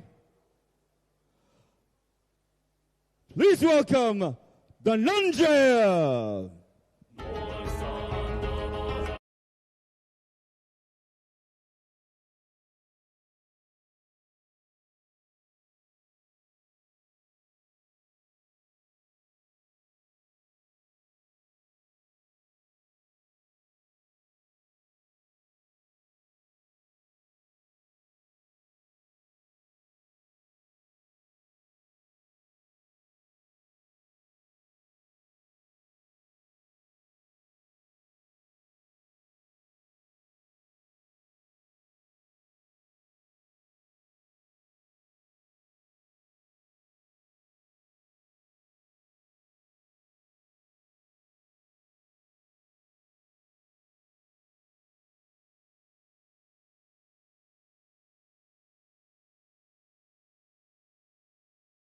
And his opponent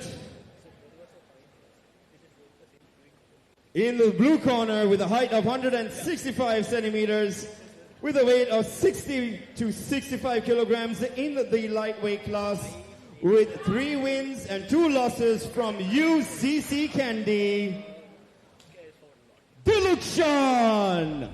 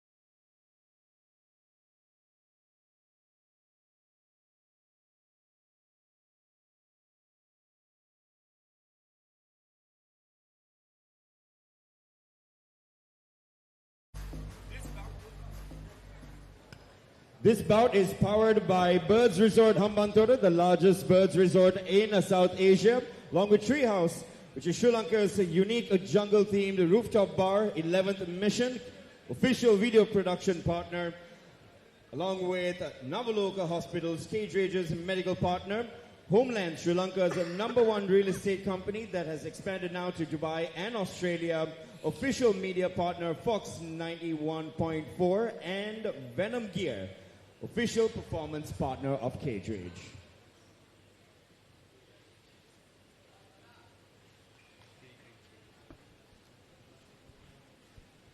Right, so one of the bouts that have had quite a lot of attention online due to the trash talking nature of both of these fighters. So Dilukshan is quite experienced. He actually has a record of 3-3 and one of the highest number of bouts locally in an MMA fighter. And Dananjaya has a karate background and he's fought in bantamweight and featherweight, and we're underway now. Immediately lovely takedown attempt from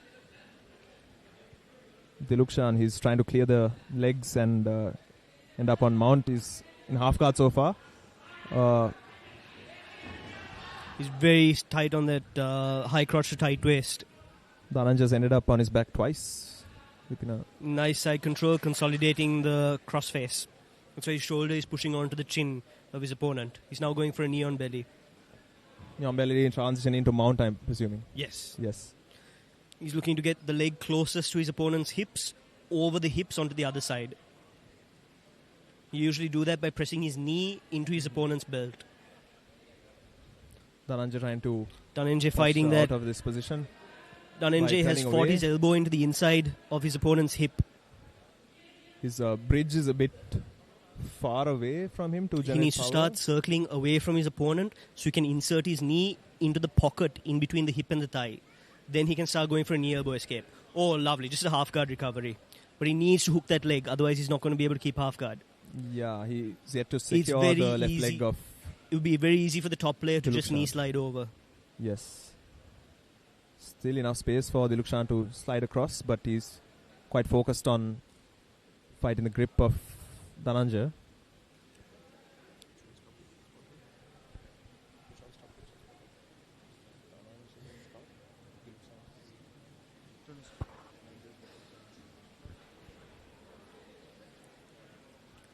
Dananjaya has the option of going into a deep half control, but it's not a very good strategy for MMA.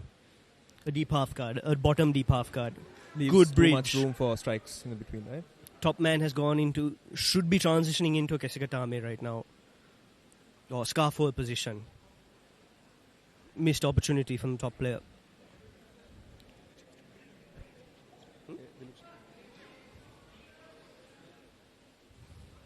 Dilukshan strong in his side control position. If Dilukshan can establish an underhook on the far side, he can start to elevate his opponent's elbow and start transitioning for a topside Kimura or a north-south Kimura, which will also give him access to take the back or to go back to mount position. He could... He doesn't have an arm triangle from this position, does he? Dilukshan could go for a far side, for a near side armbar. Now he's lost the head control. This is not necessarily the best control position, but he does have a lot of his weight on the bottom player, so he's And much better Dananjaya's off. turning away from Yes. Dilukshan, almost so this giving position away. Yeah. that Dilukshan is getting into right now is called the stockade. It's a very classic catch wrestling move, and just a very high percentage way to go for a triangle choke. And he's not too far away already. It's basic. Ooh, lovely Postures blows up, really from delivers the some top. blows in while he's As soon as he dropped down to the bottom, he should have transitioned to the mount. momentarily secured the... Oh, he has a crucifix forearm. here. He shouldn't... Oh, lovely. Will Dilukshan end up... Dilukshan is now threatening the on back. Yes, and he goes He in... needs to keep his underhooks in until he can get the leg hooks in. Goes in Lovely for shots. shots on the back, and you can do that. You just can't hit the back of the head directly, but you can reach across and deliver blows that he's seem out. to have done a lot of damage. He's out. He is not Completely. responsive. That one shot from... Did it? From back must have landed somewhere. Very, quite very significant. surprising. Also, if you're just not anticipating Dananjaya's- that a shot is going to land, it will definitely do damage. The officials should be looking to take him out in the next 4 minutes if he doesn't recover properly. Yeah, he needs to be kept in recovery position. It's quite a serious situation we're looking at right now.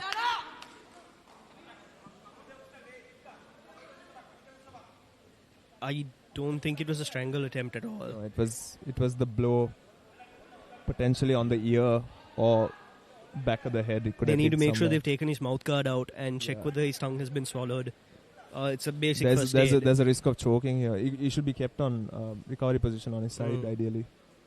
Prevent that. Trying to- Usually you only elevate the legs when there's been a strangle.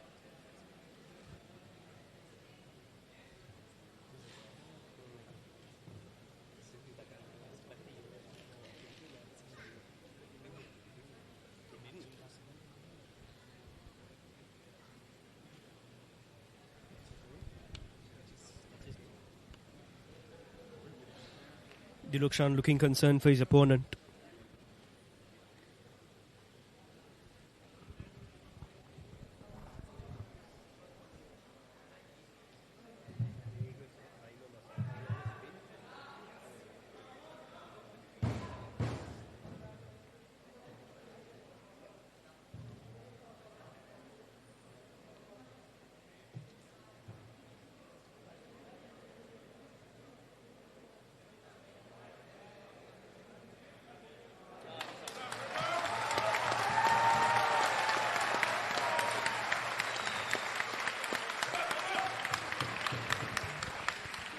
Bit of a stressful moment there. Still not fully recovered, but has at least regained consciousness, which Usually had the whole arena in all kinds of worry. You should have medical concerns if they're out for longer than 4 minutes. Yes. As long as the 4-minute mark doesn't pass, you are generally Yes. safe. Appears to be but the- that being said, he definitely still needs to go to the hospital, just as a due diligence procedure. Yes. Dilukshan, not what he was hoping for to end up in this kind of situation. It's a difficult sport, It's a yeah. At the end of the day, they're both competitors. They're here to Both them human beings. Both of them human beings. They're trying to make their mark on the sport, and in doing so, sometimes you end up in unfortunate situations, and that's what we're seeing here. But for Dananjaya's friends and family in particular, I'm sure they'll be very glad to see that he's responsive and will receive the attention that he needs right now.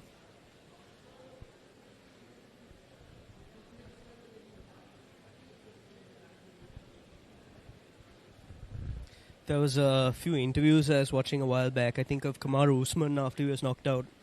And he was saying that he only realized that he had lost the fight and became fully conscious once he was at the hospital itself. Trauma to the brain is always a very serious thing, especially when it's to the back of the head, because the tissues that can... We don't push have and the bruise. angle on that to see exactly where the blow landed. True. We don't know the true origin of what happened here. But as far as how this bout will be handled remains to be known. Potentially going to be ruled no contest. No contest? No, this would be ruled a knockout, I think. Will it be ruled a knockout? Depending on the angle of the shot and the call of the referee. It will depend on what the decision is there. I think right now everybody's concern is making sure he's safe and in a sound state.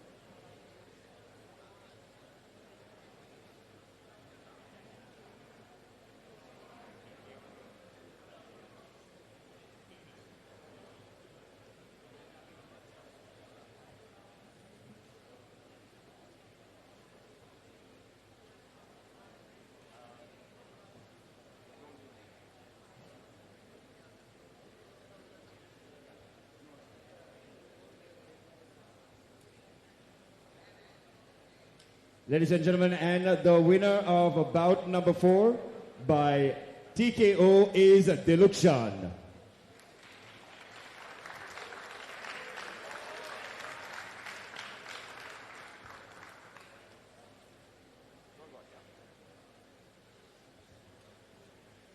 Ladies and gentlemen, also with that, as now Dananjaya has been taken to the hospital, which means that we do not have an ambulance on site available. That means we're going to have to go into an intermission.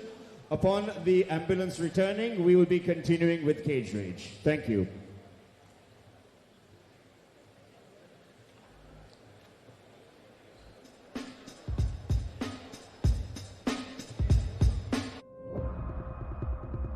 This is the fight culture of Sri Lanka. From debutantes to champions.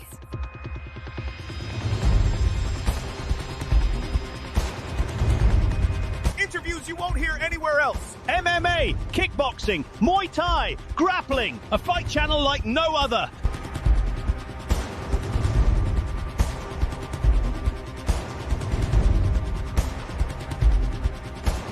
This is Ringside.Lk. Subscribe now.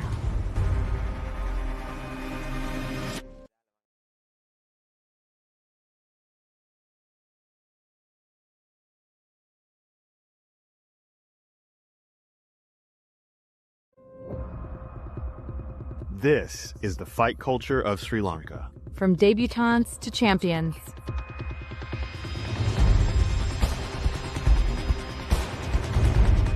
Interviews you won't hear anywhere else. MMA, kickboxing, Muay Thai, grappling. A fight channel like no other.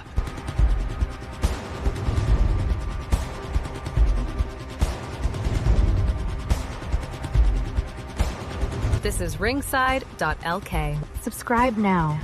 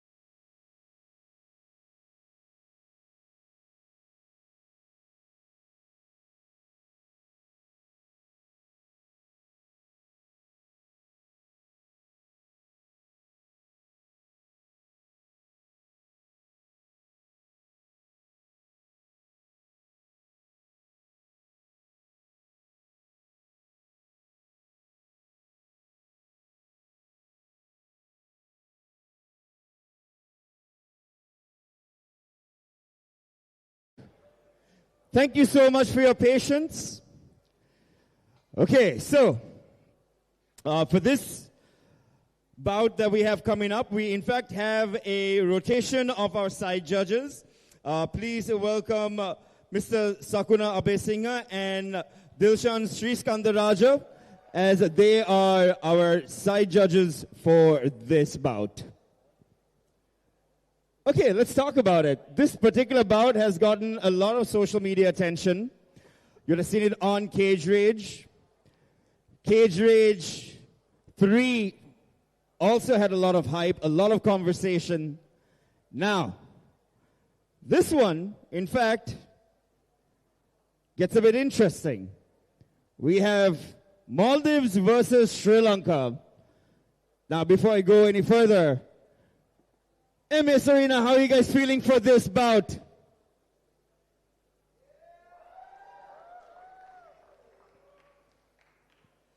Honey, guys, I'm going to lose my voice. And I only have so much of it. MS Arena! How are you guys feeling about this match? Isn't this what you came to see? Take those move outs out. Make sure that you got those stories tagging Cage Rage, because right now we are going to be introducing to you the red corner. With a height of 165 centimeters in the weight of 54 to 58 in the bantamweight class, making his debut fight from Maldives, representing dominant MMA club, Ammar.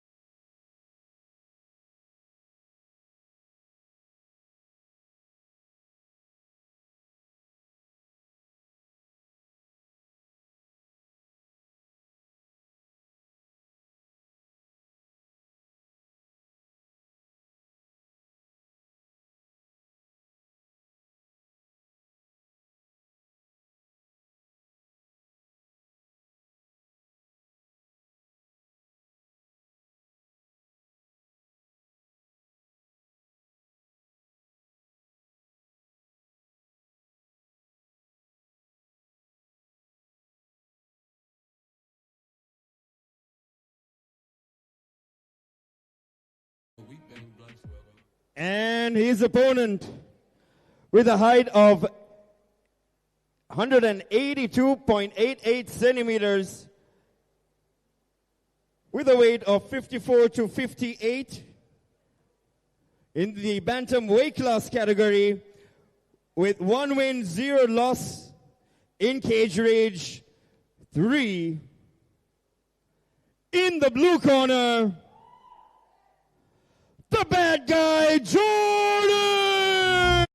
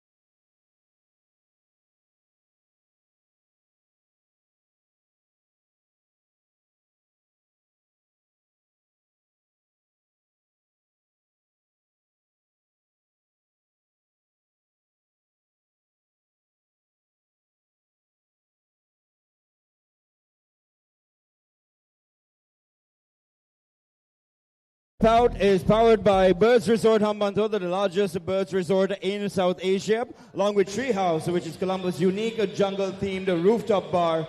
11th Mission, Cage Rage's official video production partner. Navaloka Hospital's Cage Rage's official medical partner. Homelands, Sri Lanka's #1 real estate company that has expanded to Dubai and Australia, along with our official media partner, Fox 91.4, and Venom Gear, official performance partner of Cage Rage.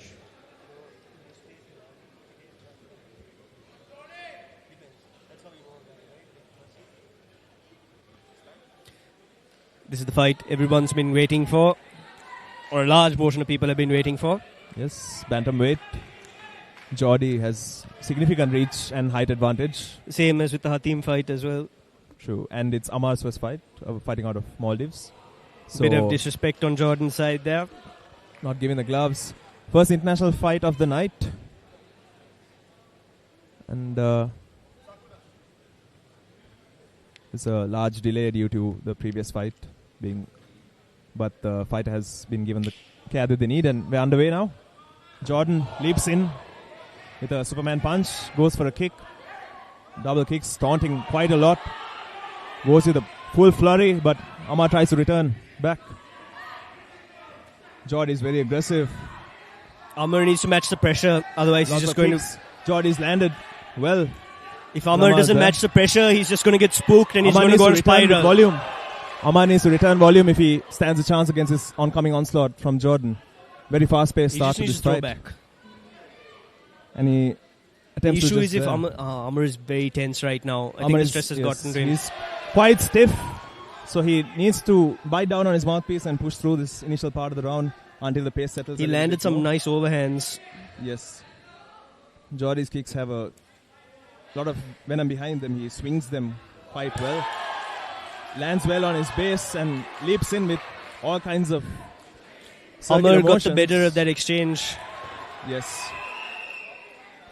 The tip from Jordon is money so far. Is serving him well to keep One the thing that is good about Jordon is that he does have the confidence to let his hands go. Yes. He's not holding back. He's not hesitating. Which is something that you do struggle with at the amateur level. Definitely. And considering the fact that it's just second fight, his overall confidence and belief in himself is quite commendable. And he's doing some damage there from clinch as well. Ammar, the grappler. Oh, lovely lead hook, lovely rear hook from Jordon. Ammar is known to be more of a grappler, so he'd want to clinch and establish his base there. So far, that's very apparent because Jordy's... Ammar needs to fake, otherwise this is not going to be a very... Yes, Jordy's looking very comfortable on the outside and he's teeing off on him and using that reach to good effect so far in the fight. I like how much Jordon is switching it up, especially even with the stances. Ammar is starting to put some pressure there. It was on southpaw for some time. Ammar close in the distance and trying to shoot in, and Ammar gets a takedown, a double leg takedown. So Jordy is securing his guard. Jordon might be able to get a guillotine finish here. Yes, he's trying to quite have the angle for it. Ammar pops his head out. If Ammar can pop out, just raining down some shots, he'll be good. Ammar's trying to posture up and get some shots off. Ammar's base is not very good. I'm wondering whether he might have some kind of injury at the knees. Yes, he seems a bit hesitant to put weight. No, even when he was like falling on the feet for the teeps and stuff. Yeah, I'm wondering whether he has a balance issue. Yes. That might have been a low blow from Jordon. So it's a very energetic start to the fight, and so far Jordon is putting out a lot of output and finding a lot of success with his strikes. Also, this is not the hectic output of him looking for a knockout. Yes. So that's why he seems so much more... It's very consistent. He's doing a good job of... Well-paced. Very well paced. So the experience advantage is some very of the much previous showing. fighters had a much better measure, but this is very well paced. Yes. Not going too hard. Yes. His fight management so far has been... entertaining. Quite entertaining and excellent. And goes again for the fight that he started the fight with, which is a Superman punch. So... mixing it up really well with three kicks, leg, head, body, and leg, and that will be the end of the round. And after the bell, Ammar tries to a little bit of trash talk from Jordon. End of round one. So some action after the bell there, which is Jordon getting warned for profanity in the ring. Profanity, which will not be tolerated. Ammar needs to really let his hands go. Yes, he is looking quite stiff, especially on the outside. He is very bothered by the reach. He's not turning his hip over on any of the backhand He's not shots. committing. He's not committing on any of his strikes, and that's not going to be enough for him to close the distance. Or a little bit of lateral pressure and then moving in for his overhand. Because he has landed the overhand in some exchanges, but it's not landing with any power without any hip rotation coming behind it. The only lateral movement that I saw that I was very impressed with today was from Ashen, actually. I think he did quite a good job of cutting off the ring, especially with the generalship. Seconds out.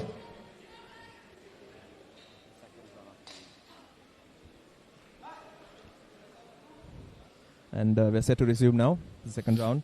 These will be 3-minute rounds as opposed to the fights so from far, before. no hard breathing from Jordon. Little bit of hard breathing from Ammar. Yes. The cagey start from Ammar. Let's see if he's able to recover. Immediately Jordon going to his kick-heavy attack. And Ammar needs to stay behind that jab.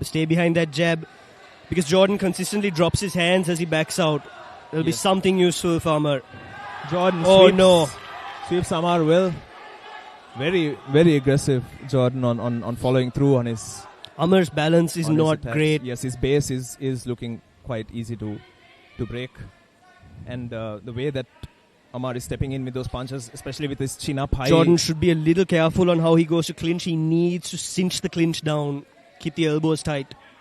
Yes. It's just an unnecessary risk otherwise. Jordon has found a lot of success with those leg kicks there.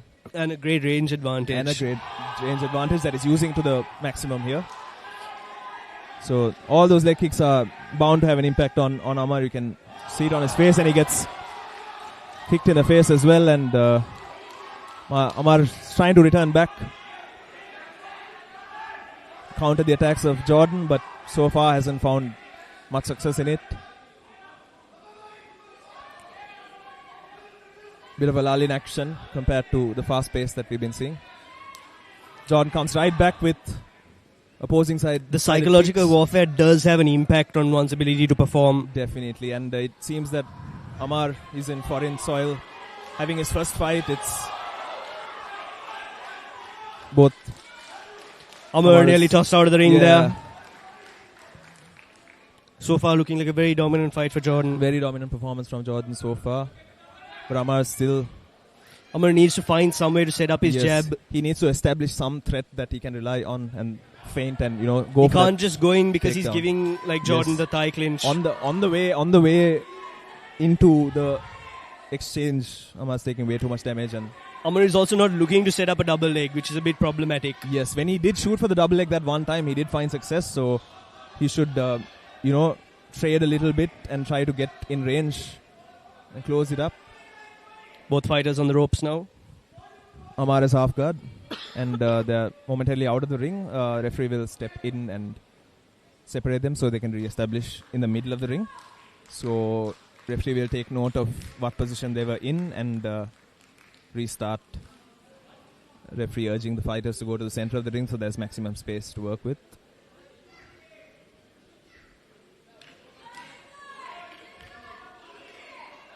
This recovery time will probably help. The position has been reset to full mount. But to full mount, which is not where they were in, so there's a bit of an error there. Good attempt to regain half guard by Ammar. Yeah, very nice. And he pulls it off successfully, and he ends up. He's getting into his full close guard. So the grappling exchange from Ammar is very good. Is very good. He's managed. Lovely control. It's a very classic. He's trying to shoot up for a triangle attempt, I believe, trying to clear the arm away. He needs to close. He needs to pull Jordon down. Jordon has established his posture, so is able to do quite a bit of damage from mount. That was some of the best ground control I've seen from the bottom. Yes, guard work from the bottom. Yes. That is how you manage. So that's a very classic way in which the Gracies taught. In which they taught their fighters to operate from close guard, which is to have a shin on the bicep and your palm on the tricep. You can use it to set up things like clamp guard from there, but it's a very staple part of Gracie combatives.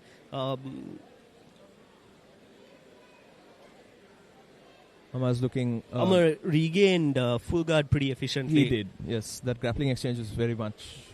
He showed his ability there, and he's looking quite winded. As this... it might be recommendable for him to trash talk back and try he's and catch not- Jordon while he's trying to trash talk. Yeah, he's not really engaging in the trash talk, and that might be giving Jordon a bit of an edge. Psychologically. All of these things come into play Yeah. in a fight. From Just the to loosen mentality. yourself up as well, talking to trash get is yourself not in bad, that mindset. Sometimes people frown upon it, but can be a useful tool. And People frown upon it because it is also effective in some ways. Fair, yes. Notorious, as you'd say. And they Ammar putting a lot more pressure Ammar's in. Quite single-minded on closing the distance. He has one thing in mind, which is to secure a takedown. He only has 3 minutes to work, so he's throwing all caution to the wind and Really going for that body lock. Lovely work from Ammar. Somehow He ends up inside control.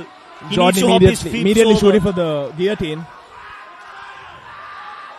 And he ends up taking his back somehow. Ammar ended up in the scramble there. If he's able to maintain the back control, it would be Ammar's very... back control is very, very nice. He's in on the RNC, we think. Going in for the choke. Has he secured it though? No, he's still looking for an angle, some leverage to sink that into. But he's getting very close. And Jordy isn't fighting the hands nearly well enough. And he might just secure it. As he twists and turns, is one... Ammar can go for a short choke now. He can go for a clamp. But he's trying to secure the legs first. Jordy doesn't look to be in enough of a good shape. He's trying to fight the hands. But he doesn't have enough leverage. I think he might have fingers in the gloves. I'm not sure. I can't tell from this angle. Yeah, but Ammar needs to clear he his does second seem to be hand. manipulating the gloves in some way. But Ammar remains on top with his choke. Jordy comes back in, and he seems to be secure the choke. And Jordy doesn't... Nice hip bump from Ammar to keep the pressure back on. Good reversal from Jordon.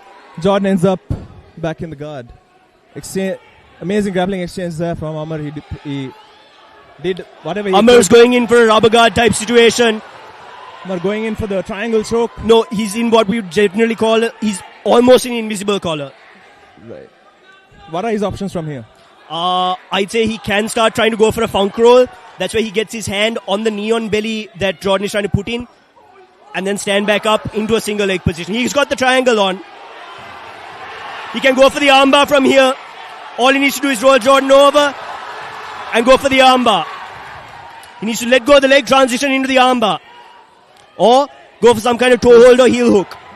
He's fully committed into that triangle choke. Jordan's taking a lot of...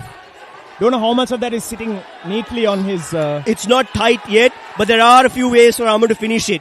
He needs to clamp his knees together, pull the head down, posture up. Now he can roll Jordon over because he has the ankle. Only issue is he's not clearing the knee, so he can't posture up and gain mount on Jordon. In the way of him being able to finish the choke. Jordon. He's at danger of losing the choke now because his legs have been extended. Yes. And save. End of third and final round. That was one of the nicest grappling exchanges I've seen. Very clean grappling Very exchange. clean grappling, barely any. Yes. It's joy to watch the attempt. Also, from man, I Ammar haven't to- seen a lot of jiu-jitsu in a while, For so sure. it's always a pleasure to see it in the It's game. the highest level I've seen at MMA Bout recently, so props Also, have to be given. one of the to- things that was really working for the back is that Ammar is very willing, like he understands how to set in to kind of like, again, that stockade position that we're talking about, right? And the way he swung his hooks in from the back, superb. Excellent display from both fighters. Jordy, I think, was very close to being, finished. Yeah, the fight's over. So the decision is up to the judges now as to who won this bout. I think very clearly the first 2 rounds Went to Jordon, Went to yeah. Jordon. He established his range and attacked really well. But I'm very glad that Ammar is at least to get some of his game going finally. Ammar is able to display his particular skill set and also just quite get well. rid of the stress factor, right? Yes, Of I think by the third round, Ammar is able to settle into the fight and at least having a tool you're confident in and being able to go for that. crowd cheering on Ammar, who, you know, his first fight on foreign soil as well. So can imagine what kind of stress that will have. Of not being in the same. Your crowd isn't here. Like, you're just here with your few people from your team. Family not being able to see it. So, you know, it's a very special moment. I imagine that not a lot of fighters will face in their careers. So it's you have to give props to that for him to be taking an opportunity like this to come to a different country and face. But there was some lovely grappling work on the bottom. It was really nice to watch. And on two separate occasions, he was very close to finishing that triangle. Finishing the triangle. So on finishing that triangle, he needs to do one or two things. He needs to clearing the knee is one. No, that's if he wants to sit back up and gain like the front triangle from the mount. You mean flattened out triangle? I'm talking about finishing it from the guard itself. Oh, okay. From finishing it from the guard, he has to get his ankle higher than the elbow, higher than the shoulder, and he has to make sure his hamstring is covering the shoulder. Ladies and gentlemen, it is time for the result. Who did you guys think has taken this bout?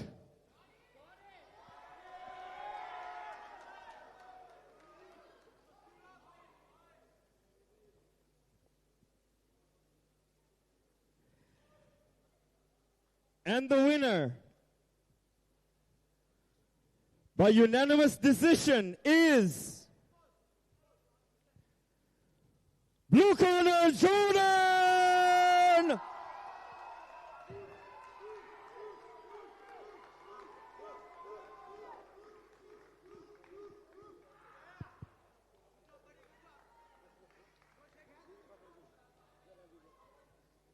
Well.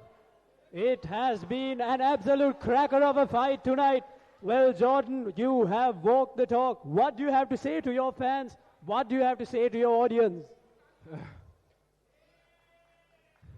Number one, man, I want to give all praise and glory to God. If it wasn't for him, I wouldn't be here today. He helped me on a long time of my life, man. He's been there with me through everything. Man, all you haters, y'all hate me. Boy, they hated Jesus first. So who am I? So I want to give one message to my friends, to my family, and to my mom. Man, I love my mom so much, bro. She's helped me through every freaking thing in my life. I want to thank you, Ma, for not giving up on us and for always being there with us and not getting us up, teaching us how to get up on our own like real men and real warriors. And to my lovely sisters, my brother, and his friends, of course. Man, I love you all for the support that y'all give me throughout my whole career. Y'all have been there. Y'all have done a lot, man. For all the haters, y'all can cheer and drink y'all's beer. For the loved ones and the fans, I love y'all, bro. And you know what? I don't hate my haters. I love my haters. And Ammar, bro, I thank you for stepping in this ring and sharing the ring with a guy like me. All respect to you, my guy. But I love your country. But I exile you out of my lands to the where you came from, back to your ocean, my friend. I exile you. All right, thank you, Jordan. Give it up for your winner tonight, Jordan. Well, coming down to Sri Lanka from Maldives and fighting in this promotion, how do you feel about it? What do you have to say about it? And what do you think about the MMA culture, the MMA, about this promotion? What do you have to say about it? I love MMA. I can't make any excuses. Jordan beat me fair and square. He was a lot tougher than I thought. It is what it is. All right, ladies and gentlemen, give it for Ammar from Maldives.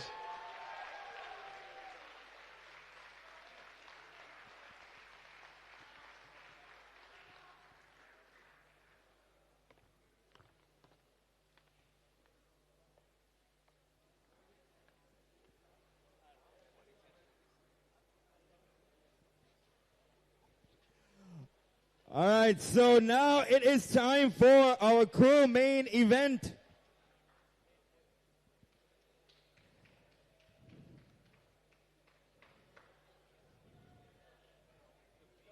Now this is in fact a heavyweight class bout that we have in the 100 to 105 kilogram category.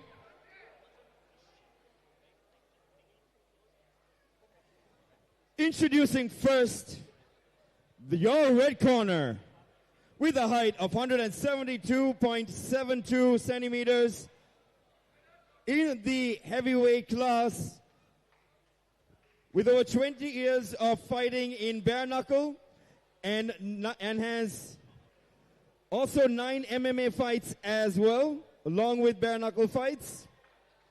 Residing in Battaramulla by way of Tyrone of Northern Ireland, representing Glory MMA Club, Francis.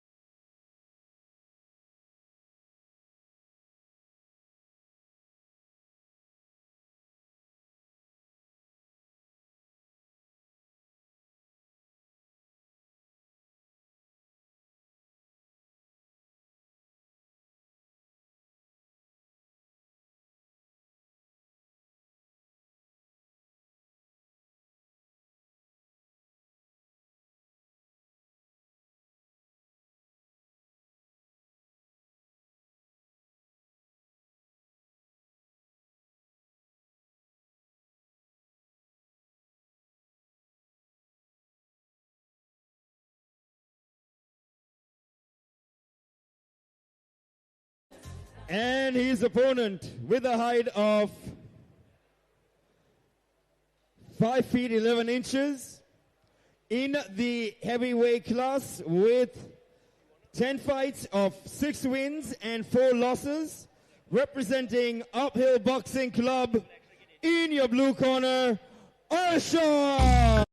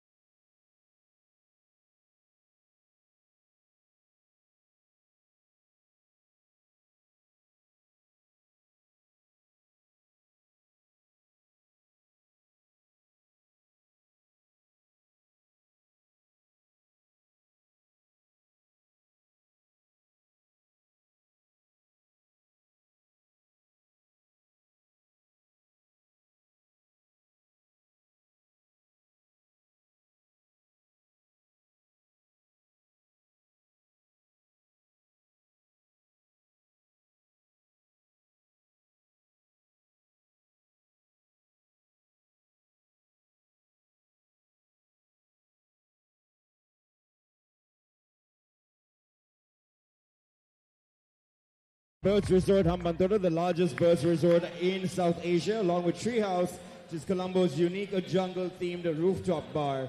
11th Mission, official video production partner. Navaloka Hospitals, official medical partner. Homeland, Sri Lanka's #1 real estate company. It's expanded to Dubai and Australia, along with the official media partner, Fox 91.4, and Venom Gear, official performance partner. And so Francie has a diverse background with combat sports. He has amateur MMA experience as well as boxing, bare knuckle boxing. So that's his forte. And Arshan has fought in MMA once. He's lost to Dennis, and he's a former Agarite and he has extensive boxing experience. So let's see what these two heavyweights. I'm kind of looking forward to it. There's a lot of body weight going behind each punch and a very small glove. Very small glove, so it's a lot of concentration. I wouldn't be surprised if we see a knockout in the first. And you can't say from who. Yes, we're back to 5-minute rounds, and Arshan comes in with a punch, and they both men going into body lock positions. Arshan trying to sweep from Arshan over-under. A sweep. This is lovely work. I haven't seen a lot of over-under sweeps, like from over-under ties. Arshan more active in the opening exchanges, and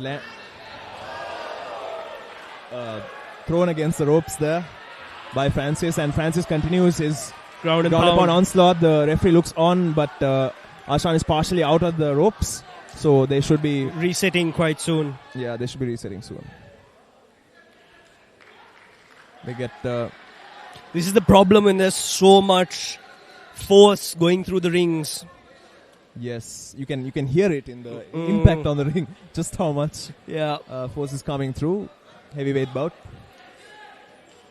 If I'm not mistaken, Francis has a bit of a scar on his face already, or is that close to the back of the head? Arshan stands back up, goes in with a jab, some hands. Arshan being far more active with the leg game, throwing knees, And, throwing kicks. Francis's punches have a lot of looping behind them. They're not very straight. Arshan had a really Arshan good hits exchange him, gets there. him into a body lock, And swings back to doing a lot of ground turtle. and pound there from the side control. And the he ref gets it might back. stop it now. Yes. He's not defending. Francis flattened out. He's not doing anything. And the Towel is glove is thrown. thrown in. Towel is thrown. And that will be the end of that.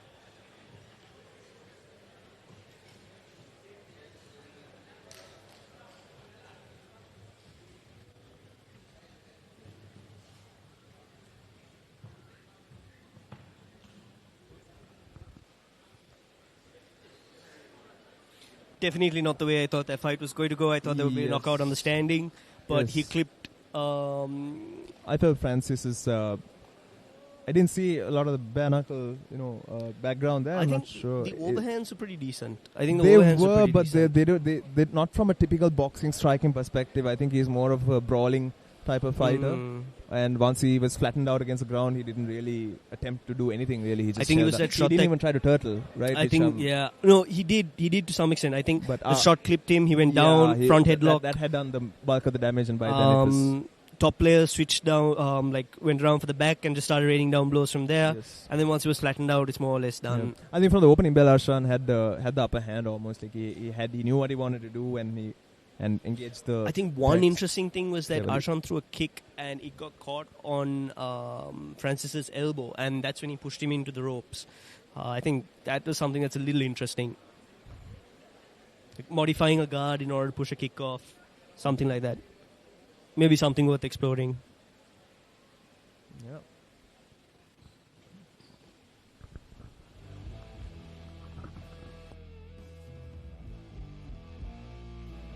And the winner of the Crow main event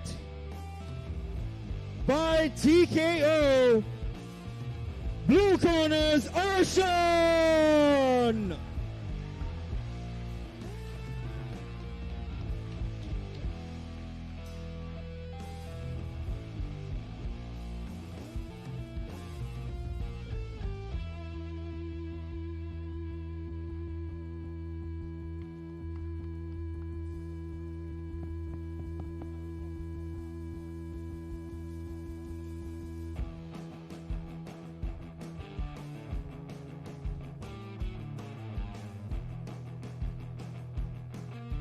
Well, give it up for our winner, Arshan Uvaise.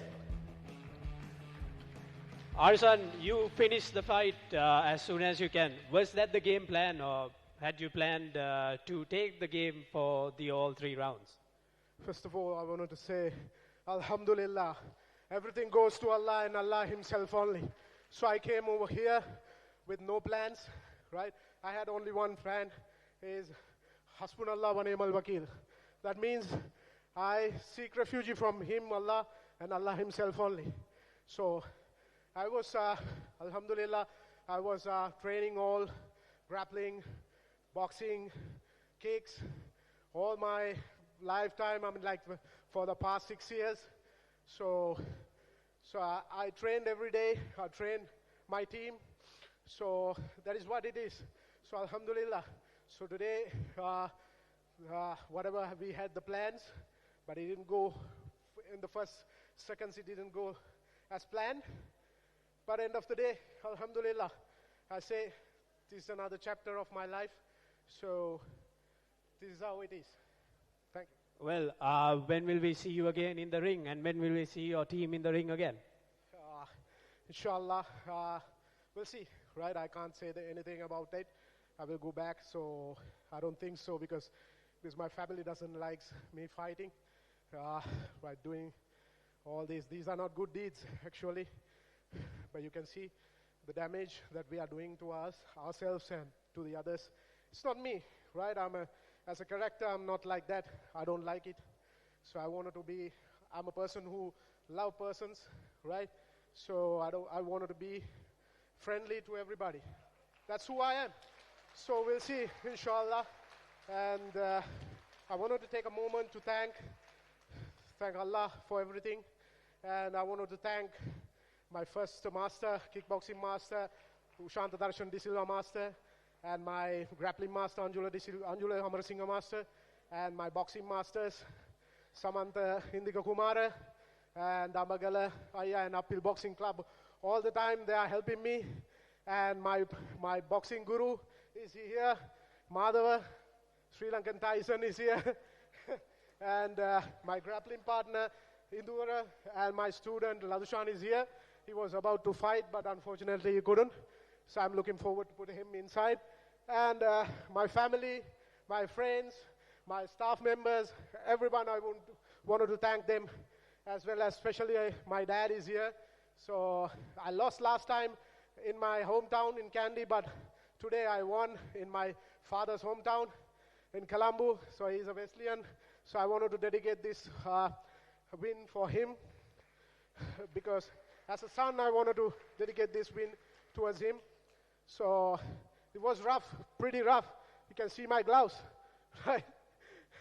Everything is faded off, but I didn't rely on this. I rely on God. So he gave me the win. Thank you very much. The most specially that I wanted to thank my opponent. And what I win is not the match. I wanted to win his heart. That's all I wanted to. Thank you very much. Thank you very much for the audience, Cage Rage. Zain is a lovely person, good person, very honest. And I think all the players should work with Zain. Cage Rage is a good platform. And you can see the professionals, not like the last time. You have good professionals and good marketing. What else do you want? So inshallah, I wish all of you have a good day, have a good night, be with your family, and be happy. That's all. Thank you very much. All right, ladies and gentlemen, give it up for our champ.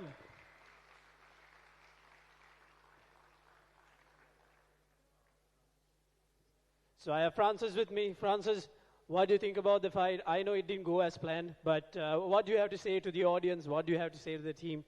Well, I'll second that. All thanks to God as well. Sorry for my performance. It's my first fight in 6 years, but I'm more suited towards boxing, not really MMA. But, despite this defeat, I'll be back. And thank you, everybody, for coming out tonight. All right, ladies and gentlemen, give it up for... give it up.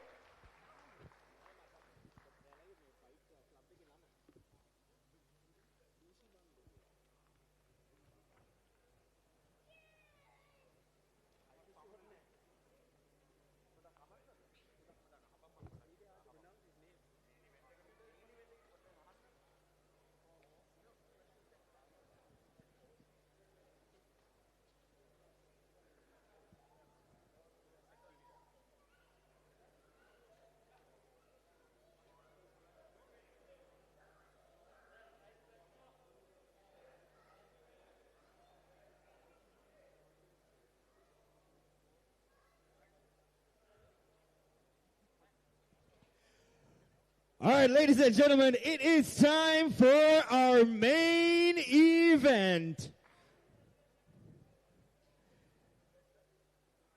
And introducing to you first, from the red corner,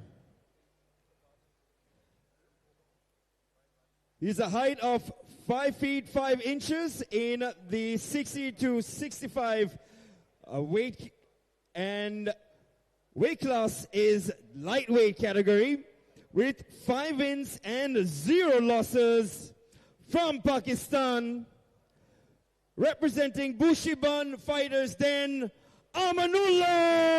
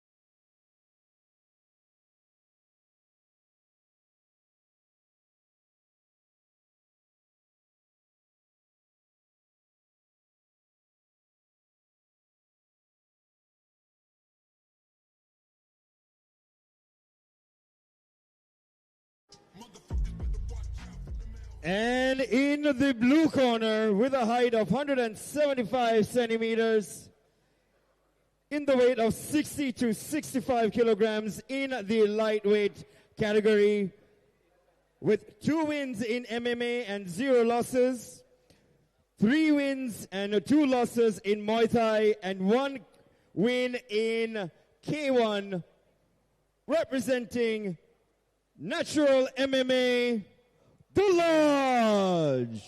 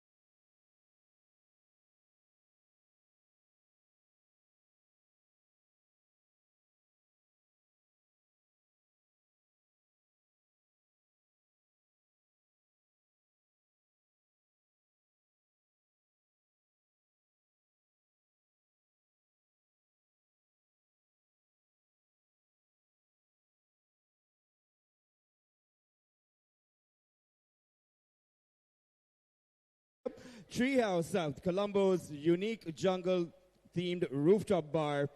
Official video production partner, 11th Mission. Official medical partner, Navaloka Hospitals. Homeland, Sri Lanka's #1 real estate company that expands to Dubai and Australia.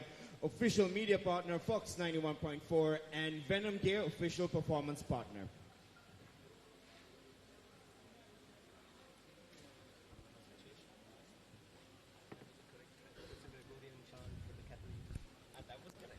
Dulaj is one of the most active MMA fighters in Sri Lanka. He has had 2 fights and he's finished both of them. Whereas Amanullah from Pakistan is also one of Pakistan's top MMA prospects. And yeah, they're going to have the main event, which is another international bout.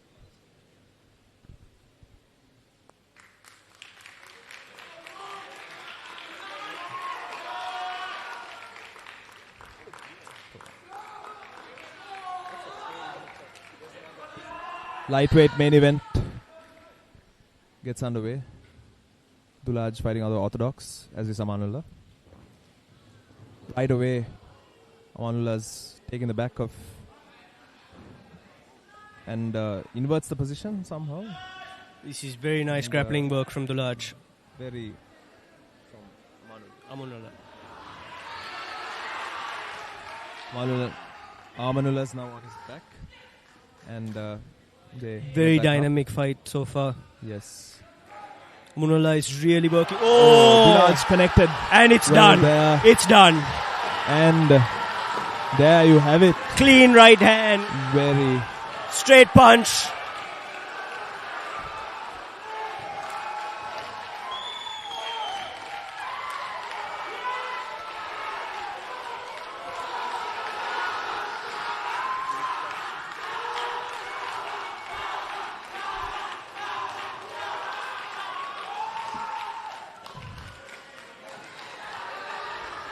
How is that for an electric end to the night, Chetan? Good. Team matching the energy of the fighter. That was a very, very dynamic exchange. I liked it a lot. And they've transitioned flawlessly from different exactly. positions. And it's a very short display of mixed martial arts. Yeah, but a very comprehensive display of mixed martial arts. Yeah, it's not like, you had a guy just get a couple of shots, go down. That was fun for me. Short, but fun. Short and fun.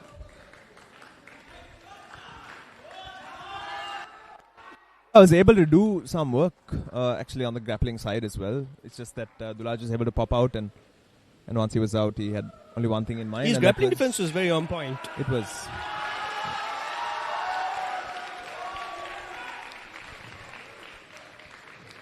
That was one of the more dynamic exchanges of grappling I've seen. Yes. Very going to the back, going to turtle, standing back up, all of that. Very lovely to see.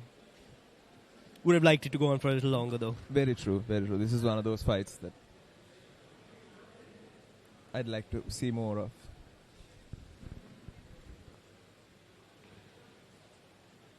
Well, ladies and gentlemen, and your winner by knockout, blue corners, Dulaj!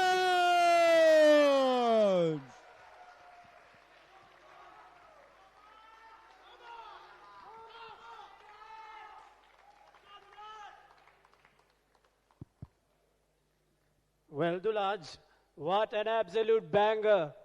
You managed to knock him out in the first few minutes. Was that the game plan, and how do you feel about that victory? I feel like this victory is very identical to the victory you had last time. What do you have to say about this victory? First of all, I have to say, thank you, God. If it wasn't for him, nothing of this would happen. And then next, thanks to my coach, right there. And then the team and my family. They're here, and my girlfriend's family. Everyone supported me. And then every Sri Lankan, even the other clubs here, thank you for supporting me. Shama! So how does it feel to carry the flag and bring that first victory to Sri Lanka?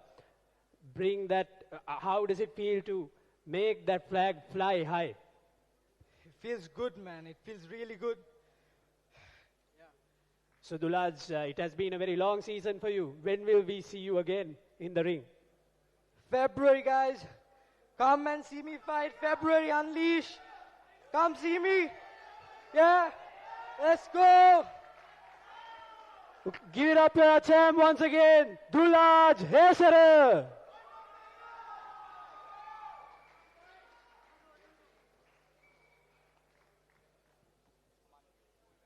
So I have Amanullah with me. Yeah, not the way you expected the fight to finish, but how does it feel flying to Sri Lanka and competing in this arena? How is the environment in Sri Lanka with regards to MMA? Yeah, thank you so much for inviting me this event, and it's very good event and mostly nice Sri Lanka. Thank you so much. Give him a big round of applause, ladies and gentlemen. Thank you.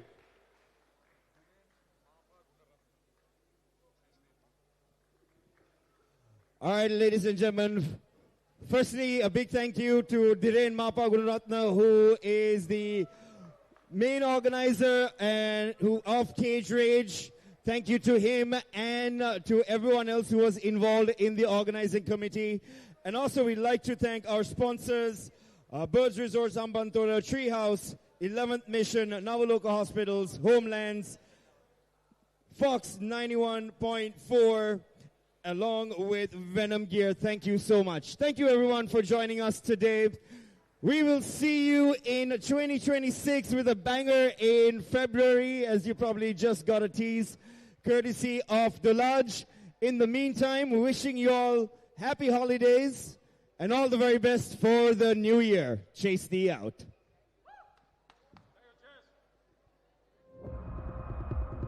This is the fight culture of Sri Lanka. From debutantes to champions.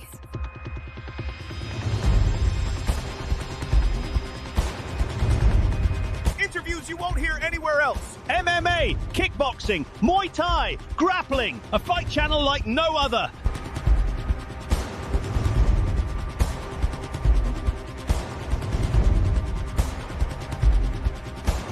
This is Ringside.Lk. Subscribe now.